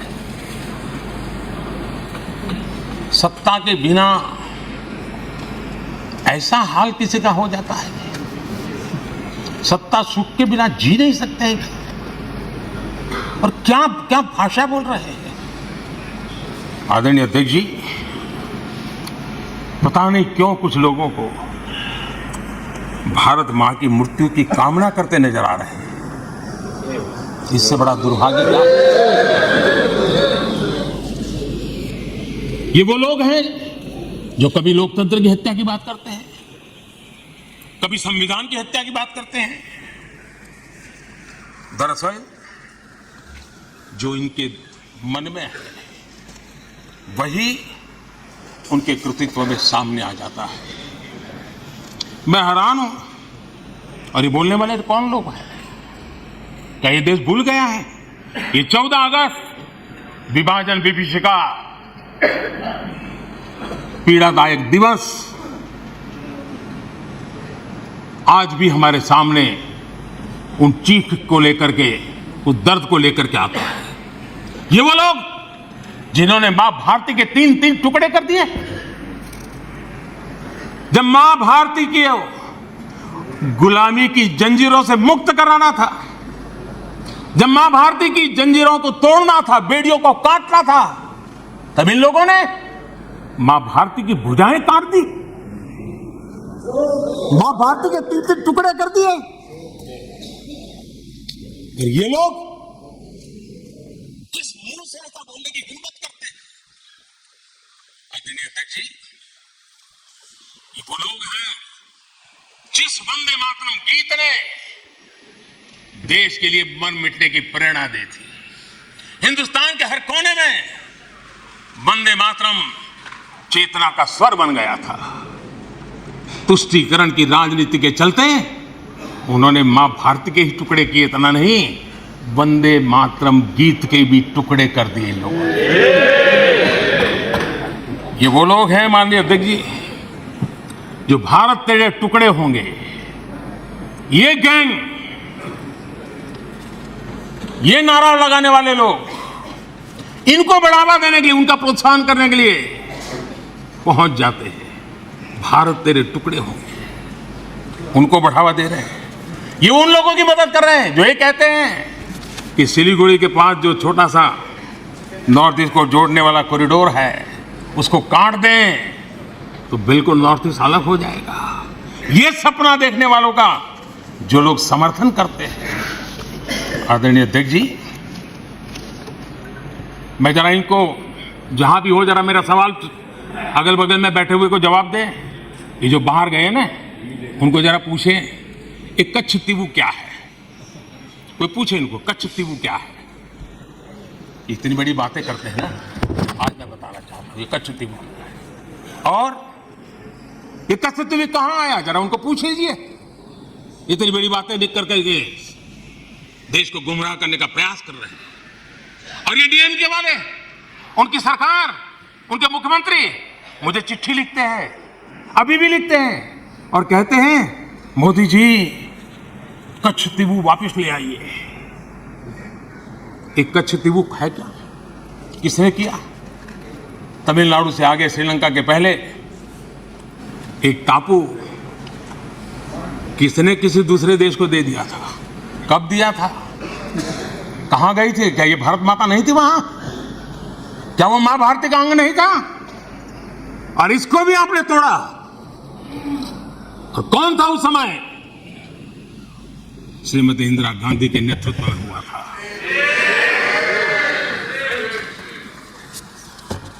कांग्रेस का इतिहास मां भारती को छिन्न भिन्न करने का रहा है। आदरणीय अध्यक्ष जी,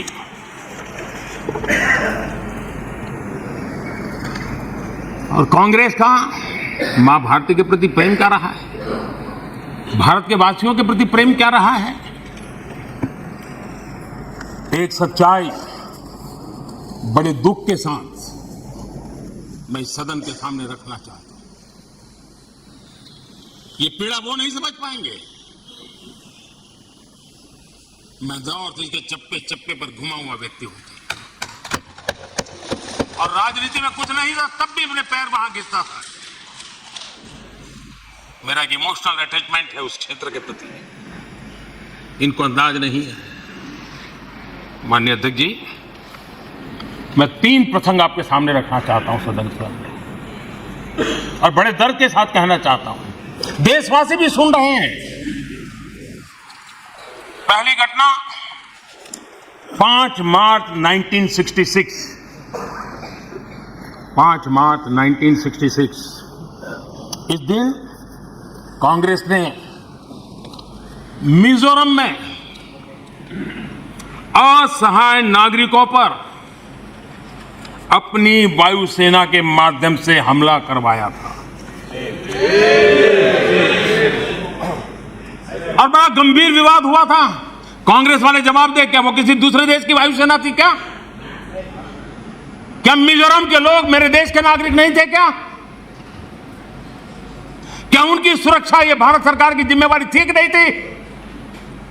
5 मार्च 1966 वायुसेना से हमला करवाया गया, निर्दोष नागरिकों पर हमला करवाया गया। और माननीय अध्यक्ष जी, आज भी मिजोरम में 5 मार्च को आज भी पूरा मिजोरम शोक मनाता है। उस दर्द को मिजोरम भूल नहीं पा रहा है। कभी इन्होंने मरहम लगाने की कोशिश नहीं की है, घाव भरने का प्रयास तक नहीं किया है। कभी उनको इसका दुख नहीं हुआ है। और कांग्रेस ने इस सच को देश के सामने छिपाया है दोस्तों। ये सत्य देश से उन्होंने छिपाया है कि अपने ही देश में वायुसेना से हमला करवाना। कौन था उस समय? इंदिरा गांधी। अकाल तख्त पर हमला हुआ है तो अभी भी हमारी स्मृति में है। उनको मिजोरम में उसके पहले ही आदत लग गई थी और इसलिए अकाल तख्त पर हमला करने तक वो पहुंचे थे, मेरे ही देश में। और यहां हमें उपदेश दे रहे हैं। आदरणीय अध्यक्ष जी, नॉर्थ ईस्ट में वहां के लोगों के विश्वास की इन्होंने हत्या की है। वो घाव किसी न किसी समस्या के रूप में उभर करके आते हैं, उन्हीं के कारनामे हैं। आदरणीय जी, मैं दूसरी घटना का वर्णन करना चाहता हूं और वो घटना है 1962। 1962 का वो खौफनाक रेडियो प्रसारण आज भी शूल की तरह नॉर्थ ईस्ट के लोगों को चुभ रहा है। पंडित नेहरू ने 1962 में जब देश के ऊपर चाइना का हमला चल रहा था, देश के हर कोने में लोग अपनी रक्षा के लिए भारत से अपेक्षा करके बैठे थे। उनको कोई मदद मिलेगी, उनकी जान माल की रक्षा होगी, देश बच जाएगा। लोग अपने हाथों से लड़ाई लड़ने के लिए मैदान में उतरे हुए थे। ऐसी विकट घड़ी में दिल्ली के शासन पर बैठे हुए और उस समय पर एकमात्र जो नेता हुआ करते थे, पंडित नेहरू ने रेडियो पर क्या कहा था? उन्होंने कहा था, my heart goes out to the people of Assam. ये हाल करके रखा था उन्होंने। वो प्रसारण आज भी असम के लोगों के लिए एक नस्तर की तरह चूपता रहता है। और किस प्रकार से उस समय नेहरू जी ने उन्हें अपने भाग्य पर छोड़ जीने के लिए मजबूर कर दिया था। ये हमसे हिसाब मांग रहे हैं। आदरणीय अध्यक्ष जी, यहां चले गए लोहियावादी, उनको मैं भी सुनाना चाहता था। जो लोग अपने आप को लोहिया जी का वारिस कहते हैं और जो कल सदन में बड़े उछल उछल करके बोल रहे थे, हाथ लंबे चौड़े करने की कोशिश कर रहे थे, लोहिया जी ने नेहरू जी पर गंभीर आरोप लगाए। लोहिया जी ने कहा था, और वो आरोप था कि जानबूझकर नेहरू जी नॉर्थ ईस्ट का विकास नहीं कर रहे, जानबूझ करके नहीं कर रहे। और लोहिया जी के शब्द थे, ये कितनी लापरवाही वाली और कितनी खतरनाक बात है। लोहिया जी के शब्द हैं, ये कितनी लापरवाही वाली और कितनी खतरनाक बात है। 30,000 स्क्वायर मील से बड़े क्षेत्र को एक कोल्ड स्टोरेज में बंद करके उसे हर तरह के विकास से वंचित कर दिया गया है। ये लोहिया जी ने नेहरू पर आरोप लगाया था कि नॉर्थ ईस्ट के लिए तुम्हारा रवैया क्या है। ये कहा था।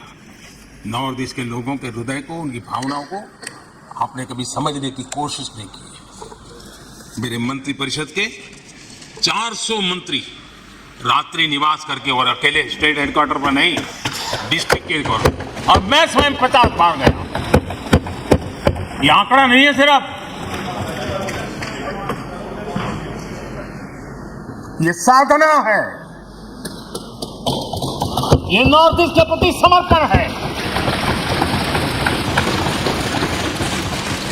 आदरणीय,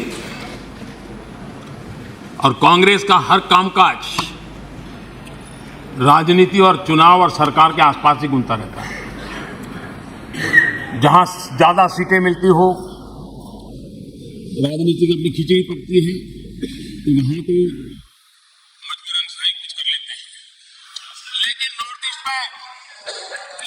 नॉर्थ ईस्ट में, लेकिन नॉर्थ ईस्ट में देश सुन रहा है, देश सुन रहा है। नॉर्थ ईस्ट में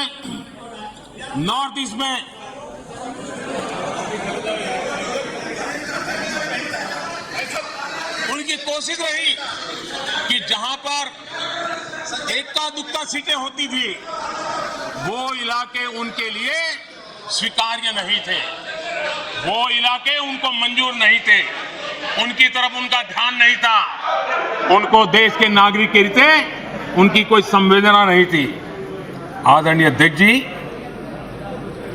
और इसलिए जहां इक्का दुक्का सीटें हुआ करती थी उसके प्रति सौतेला व्यवहार ये कांग्रेस के डीएनए में रहा है। पिछले कई वर्षों का इतिहास देख लीजिए। नॉर्थ ईस्ट में उनका यह रवैया था। लेकिन अध्यक्ष जी, मैं पिछले 9 साल के मेरे प्रयासों से कहता हूं कि हमारे लिए नॉर्थ ईस्ट हमारे जिगर का टुकड़ा है।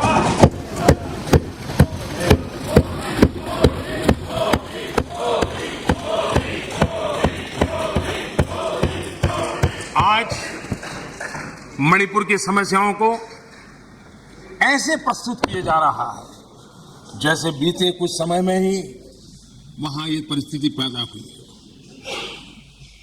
कल अमित भाई ने विस्तार से बताया है समस्या क्या है, कैसे हुआ। लेकिन मैं आज बड़ी गंभीरता से कहना चाहता हूं, नॉर्थ ईस्ट की इन समस्याओं की कोई जननी है तो जननी एकमात्र कांग्रेस है।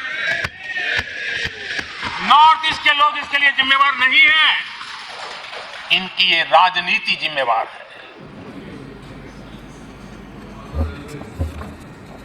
आदरणीय अध्यक्ष जी, भारतीय संस्कारों से ओतप्रोत मणिपुर,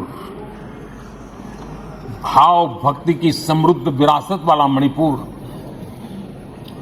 स्वतंत्रता संग्राम और आजाद हिंद फौज, अनगिनत बलिदान देने वाला मणिपुर, कांग्रेस के शासन में ऐसा महान हमारा भूभाग अलगाव की आग में बलि चढ़ गया था। आखिर क्यों? आदरणीय अध्यक्ष जी, आप सबको भी मैं याद दिलाना चाहता हूं साथियों, यहां मेरे जो नॉर्थ ईस्ट के भाई हैं उनको हर चीज का पता है। जब मणिपुर में वो एक समय था, हर व्यवस्था उग्रवादी संगठनों की मर्जी से चलती थी, वो कहे वो होता था। और उस समय सरकार किसकी थी मणिपुर में? किसकी सरकार थी? जब सरकारी दफ्तरों में महात्मा गांधी की फोटो नहीं लगाने दी जाती थी तब सरकार किसकी थी? जब मोइरांग में आजाद हिंद फौज के संग्रहालय पर नेताजी सुभाष चंद्र बोस की प्रतिमा पर बम फेंका गया तब मणिपुर में सरकार किसकी थी? तब मणिपुर में सरकार किसकी थी? आदरणीय अध्यक्ष जी, जब मणिपुर में स्कूलों में राष्ट्रगान नहीं होने देंगे ये निर्णय किए जाते थे तब मणिपुर में सरकार किसकी थी? जब एक अभियान चला था, अभियान चला करके लाइब्रेरी में रखी गई किताबों को जलाने का, ये देश का अमूल्य ज्ञान की विरासत को जलाते समय सरकार किसकी थी? जब मणिपुर में मंदिर की घंटी शाम को 4 बजे बंद हो जाती थी, ताले लग जाते थे, पूजा अर्चन करना बड़ा मुश्किल हो जाता था, सेना का पहरा लगाना पड़ता था, तब मणिपुर में सरकार किसकी थी? जब इम्फाल के इस्कॉन मंदिर पर बम फेंककर श्रद्धालुओं की जान ले ली गई तब मणिपुर में सरकार किसकी थी? जब अफसर, हाल देखिए, IAS IPS अफसर, उनको अगर वहां पर काम करना है तो उनके तनख्वाह का एक हिस्सा उनको उग्रवादी लोगों को देना पड़ता था, तब जाकर तो वो रह पाते थे, तब सरकार किसकी थी? आदरणीय अध्यक्ष जी, इनकी पीड़ा सिलेक्टिव है, इनकी संवेदनाएं सिलेक्टिव है, इनका सब बातचीत राजनीति से शुरू होती हैं और राजनीति से आगे बढ़ती है। वे राजनीति के दायरे से बाहर से न मानवता के लिए सोच सकते हैं, न देश के लिए सोच सकते हैं, न ही देश की इन कठिनाइयों के लिए सोच सकते हैं। उनको सिर्फ राजनीति के सिवा कुछ सूझता नहीं है। आदरणीय अध्यक्ष जी, मणिपुर में जो सरकार है वो पिछले 6 साल से इन समस्याओं का समाधान ढूंढने के लिए लगातार समर्पित भाव से कोशिश कर रही है। बंद और ब्लॉकेड का जमाना कोई भूल नहीं सकता। मणिपुर में आए दिन बंद और ब्लॉकेड होता था, वो आज बीते दिन की बात हो चुकी है। शांति स्थापना के लिए हर एक को साथ लेकर चलने के लिए एक विश्वास जगाने का प्रयास निरंतर हो रहा है, आगे भी होगा। और जितना ज्यादा हम राजनीति को दूर रखेंगे उतनी शांति निकट आएगी। ये मैं देशवासियों को विश्वास दिलाना चाहता हूं। आदरणीय अध्यक्ष जी, हमारे लिए नॉर्थ ईस्ट आज भले हमें दूर लगता है, लेकिन जिस प्रकार से साउथ ईस्ट एशिया का विकास हो रहा है, जिस प्रकार से आसियान देशों में का महत्व बढ़ रहा है, वो दिन दूर नहीं होगा। हमारे ईस्ट की इस प्रगति के साथ साथ नॉर्थ ईस्ट वैश्विक दृष्टि से सेंटर पॉइंट बनने वाला है। और मैं ये देख रहा हूं और इसलिए मैं पूरी ताकत से आज नॉर्थ ईस्ट की प्रगति के लिए लग रहा हूं। वोट के लिए नहीं कर रहा हूं जी।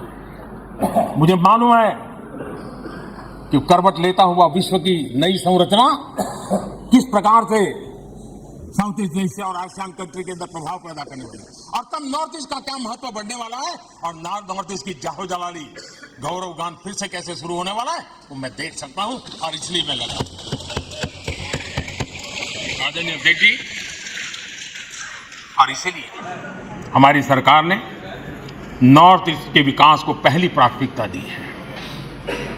पिछले 9 वर्षों में लाखों करोड़ रुपए नॉर्थ ईस्ट के इंफ्रास्ट्रक्चर पर हमने लगाए। आज आधुनिक हाईवे, आधुनिक रेलवे, आधुनिक नए एयरपोर्ट, ये नॉर्थ ईस्ट की पहचान बन रहे हैं। आज पहली बार अगरतला रेल कनेक्टिविटी से जुड़ा है। पहली बार मणिपुर में गुड्स ट्रेन पहुंची है। पहली बार नॉर्थ ईस्ट में वंदे भारत जैसी आधुनिक ट्रेन चली है। पहली बार अरुणाचल प्रदेश में ग्रीनफील्ड एयरपोर्ट बना है। पहली बार अरुणाचल में सिक्किम जैसे राज्य एयर कनेक्टिविटी से जुड़ा है। पहली बार वाटरवेज के जरिए पूर्वोत्तर इंटरनेशनल ट्रेड का गेटवे बना है। पहली बार नॉर्थ ईस्ट में एम्स जैसा मेडिकल संस्थान खुला है। पहली बार मणिपुर में देश की पहली स्पोर्ट्स यूनिवर्सिटी खुल रही है। पहली बार मिजोरम में Indian institute of mass communication जैसे संस्था खुल रहे हैं। पहली बार केंद्रीय मंत्रिमंडल में नॉर्थ ईस्ट की इतनी भागीदारी बढ़ी है। पहली बार नागालैंड से एक महिला सांसद राज्यसभा में पहुंची है। पहली बार इतनी बड़ी संख्या में नॉर्थ ईस्ट के लोगों को पद्म पुरस्कार से सम्मानित किया गया है। पहली बार पूर्वोत्तर से लसित बरफुकन जैसे नायक की झांकी गणतंत्र दिवस में शामिल हुई है। पहली बार मणिपुर में रानी गाइडिंलिउ के नाम पर पूर्वोत्तर का पहला ट्राइबल फ्रीडम फाइटर म्यूजियम बना है।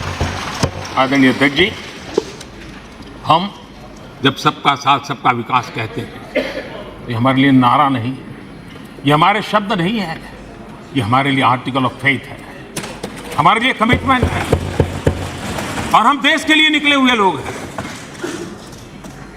हमने तो कभी जीवन में सोचा ही नहीं था कि कभी ऐसी जगह पर आकर के बैठने का सौभाग्य मिलेगा, लेकिन इस देश की जनता की कृपा है कि उसने हमें अवसर दिया है। तो मैं देश की जनता को विश्वास दिलाता हूं, शरीर का कण कण, समय का पल पल सिर्फ और सिर्फ देशवासियों के लिए, सिर्फ देशवासियों के लिए।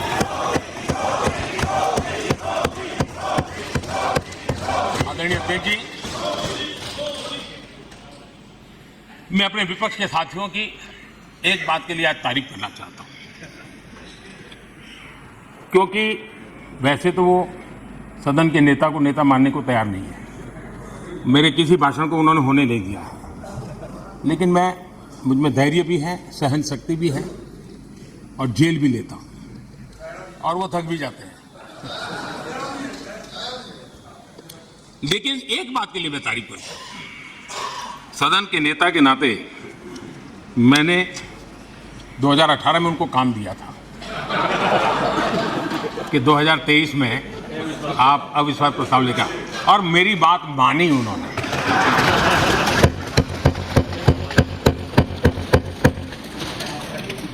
लेकिन मुझे दुख इस बात का है कि 18 के बाद 23 में 5 साल मिले, थोड़ा अच्छा करते, अच्छे ढंग से करते, लेकिन तैयारी बिल्कुल नहीं थी, कोई इनोवेशन नहीं था, कोई क्रिएटिविटी नहीं थी, न मुद्दे खोज पा रहे थे। पता नहीं ये देश को इन्होंने बहुत निराश किया है राष्ट्र। चलिए कोई बात नहीं, 2028 में मैं फिर से मौका दूंगा। लेकिन मैं इस बार उनसे आग्रह करता हूं कि जब 28 में आप अविश्वास प्रस्ताव लेकर के आए हमारी सरकार के खिलाफ, थोड़ी तैयारी करके आइए, कुछ मुद्दे ढूंढ करके आइए। ऐसे क्या घिसी पिटी बातें लेकर के घूमते रहते हो? और देश की जनता को थोड़ा विश्वास इतना मेरे से कि चलो भाई आप विपक्ष के भी योग्य हो, इतना तो करो। आपने वो योग्यता भी खो दी। मैं आशा करता हूं कि थोड़ा होमवर्क करेंगे। तू मैं और चिल्लाना, चिखना, नारेबाजी करना, उसके लिए तो 10 लोग मिल जाएंगे उनको, लेकिन थोड़ा दिमाग वाला भी काम कीजिए ना।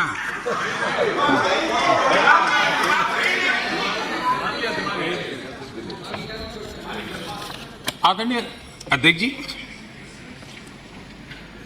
राजनीति अपनी जगह पर है। संसद ये दल के लिए प्लेटफॉर्म नहीं है। संसद ये देश के लिए सम्मानीय सर्वोच्च संस्थान है, और इसलिए सांसदों के लिए भी इसके प्रति गंभीरता होना बहुत जरूरी है।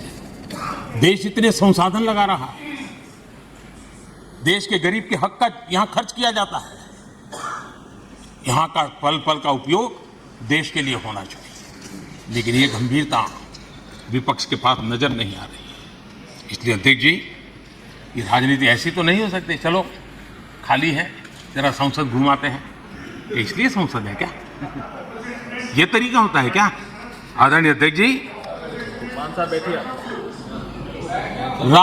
ये चलो संसद घुमाते भावना से राजनीति तो चल सकती है, देश नहीं चल सकता है। यहां देश चलाने के लिए हमें काम दिया है, और इसलिए उस जिम्मेवारी को अगर पूरा नहीं करते हैं तो हम जनता जनार्दन का, अपने मतदाताओं का विश्वासघात करते हैं, और इन्होंने विश्वासघात किया है। आदरणीय अध्यक्ष जी, मेरा इस देश की जनता पर अटूट विश्वास है, अपार विश्वास। और मैं अध्यक्ष जी विश्वास से कहता हूं कि हमारे देश के लोग एक प्रकार से अखंड विश्वासी लोग हैं। 1000 साल की गुलामी के कालखंड में भी उनके भीतर के विश्वास को कभी उन्होंने हिलने नहीं दिया था। यह अखंड विश्वासी समाज है, अखंड चैतन्य से भरा हुआ समाज है। ये संकल्प के लिए समर्पण करने की परंपरा को लेकर चलने वाला समाज है। वयम राष्ट्रांग भूतः कह करके देश के लिए उसी संवेदना के साथ काम करने वाला ये समाज है। और इसलिए माननीय अध्यक्ष जी, ये ठीक है कि गुलामी के कालखंड में हम पर बहुत हमले हुए, बहुत कुछ झेलना पड़ा हमें, लेकिन हमारे देश के वीरों ने, हमारे देश के महापुरुषों ने, हमारे देश के चिंतकों ने, हमारे देश के सामान्य नागरिक ने विश्वास की उस लौ को कभी बूझने नहीं दिया। कभी भी वो लौ कभी बूझी नहीं थी, और जब लौ बूझी नहीं तो उस प्रकाश पुंज के साए में आज लोग हम उस आनंद को ले रहे थे। आदरणीय अध्यक्ष जी,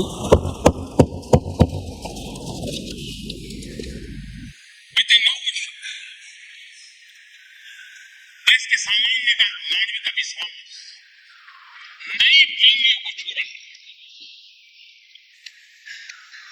नए अरमानों से को छू रहा है।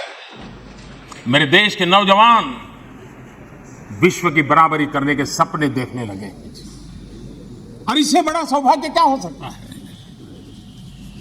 हर भारतीय विश्वास से भरा हुआ है।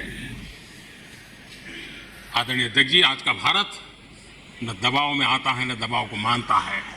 आज का भारत न झुकता है, आज का भारत न थकता है, आज का भारत न रुकता है। उस समृद्ध विरासत, विश्वास लेकर के, संकल्प लेकर के चली है। और यही कारण है, जब देश का सामान्य मानवीय देश पर विश्वास करने लगता है तो दुनिया को भी हिंदुस्तान पर विश्वास करने के लिए प्रेरित है। आज जो भी दुनिया का विश्वास भारत के प्रति बना है, उसका एक कारण भारत के लोगों का खुद पर विश्वास बढ़ा। यह सामर्थ्य है। कृपा करके इस विश्वास को तोड़ने की कोशिश मत कीजिए। मौका आया है देश को आगे ले जाने का। समझ नहीं सकते तो चुप रहो,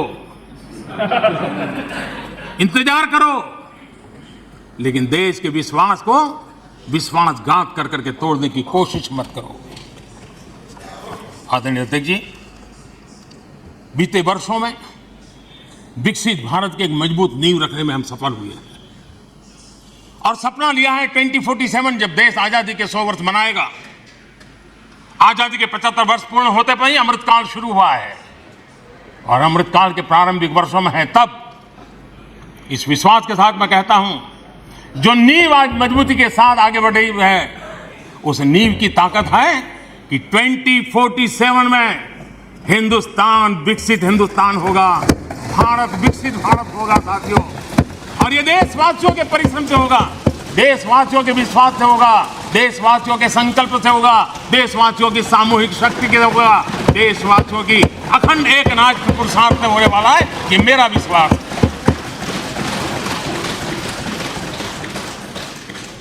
आदरणीय अध्यक्ष जी, हो सकता है यहां जो बोला जाता है वो रिकॉर्ड के लिए तो शब्द चले जाएंगे, लेकिन इतिहास हमारे कर्मों को देखने वाला है। जिन कर्मों से एक समृद्ध भारत का सपना साकार करने के लिए मजबूत नींव का कालखंड रहा है, उस रूप में देखा जाएगा। इस विश्वास के साथ आदरणीय अध्यक्ष जी, आज सदन के सामने मैं कुछ बातें स्पष्टतापूर्वक करने के लिए आया था और मैंने बहुत मन पर संयम रख करके उनकी हर अपशब्दों को हंसते हुए, अपने मन को खराब न करते हुए 140 करोड़ देशवासियों को, उनके सपनों और संकल्पों को अपनी नज़र के सामने रख करते मैं चल रहा हूँ। मेरे मन में यही है और मैं सदन के साथियों से आग्रह करूँगा, आप समय को पहचानिए, साथ मिलकर के चलें। इस देश में मणिपुर से भी गंभीर समस्याएं पहले भी आई हैं, लेकिन हमने मिलकर के रास्ते निकाले हैं। आओ मिलकर के चलें, मणिपुर के लोगों को विश्वास देकर के चलें। राजनीति के खेल करने के लिए मणिपुर की भूमि का कम से कम दुरुपयोग न करें। वहाँ जो हुआ है वो दुखपूर्ण है, लेकिन उस दर्द को समझ करके दर्द की दवाई बन करके काम करें। यही हमारा रास्ता होना चाहिए। आदरणीय अध्यक्ष जी, इस चर्चा में बहुत समृद्ध चर्चा इस तरफ तो हुई है। एक डेढ़ घंटा विस्तार से सरकार के काम का हिसाब देने का हमें अवसर मिला है और मैं अगर ये प्रस्ताव ना आया होता तो शायद हमें भी इतना कुछ कहने का मौका न मिलता। तो फिर एक बार प्रस्ताव लाने वालों का तो मैं आभार व्यक्त करता हूँ, लेकिन ये प्रस्ताव देश के विश्वासघात का प्रस्ताव है। ये देश को की जनता अस्वीकार करे ऐसा प्रस्ताव है। और इसके साथ मैं फिर एक बार आदरणीय अध्यक्ष जी, आपका हृदय से आभार व्यक्त करते हुए मेरी वाणी को विराम देता हूँ। बहुत बहुत धन्यवाद।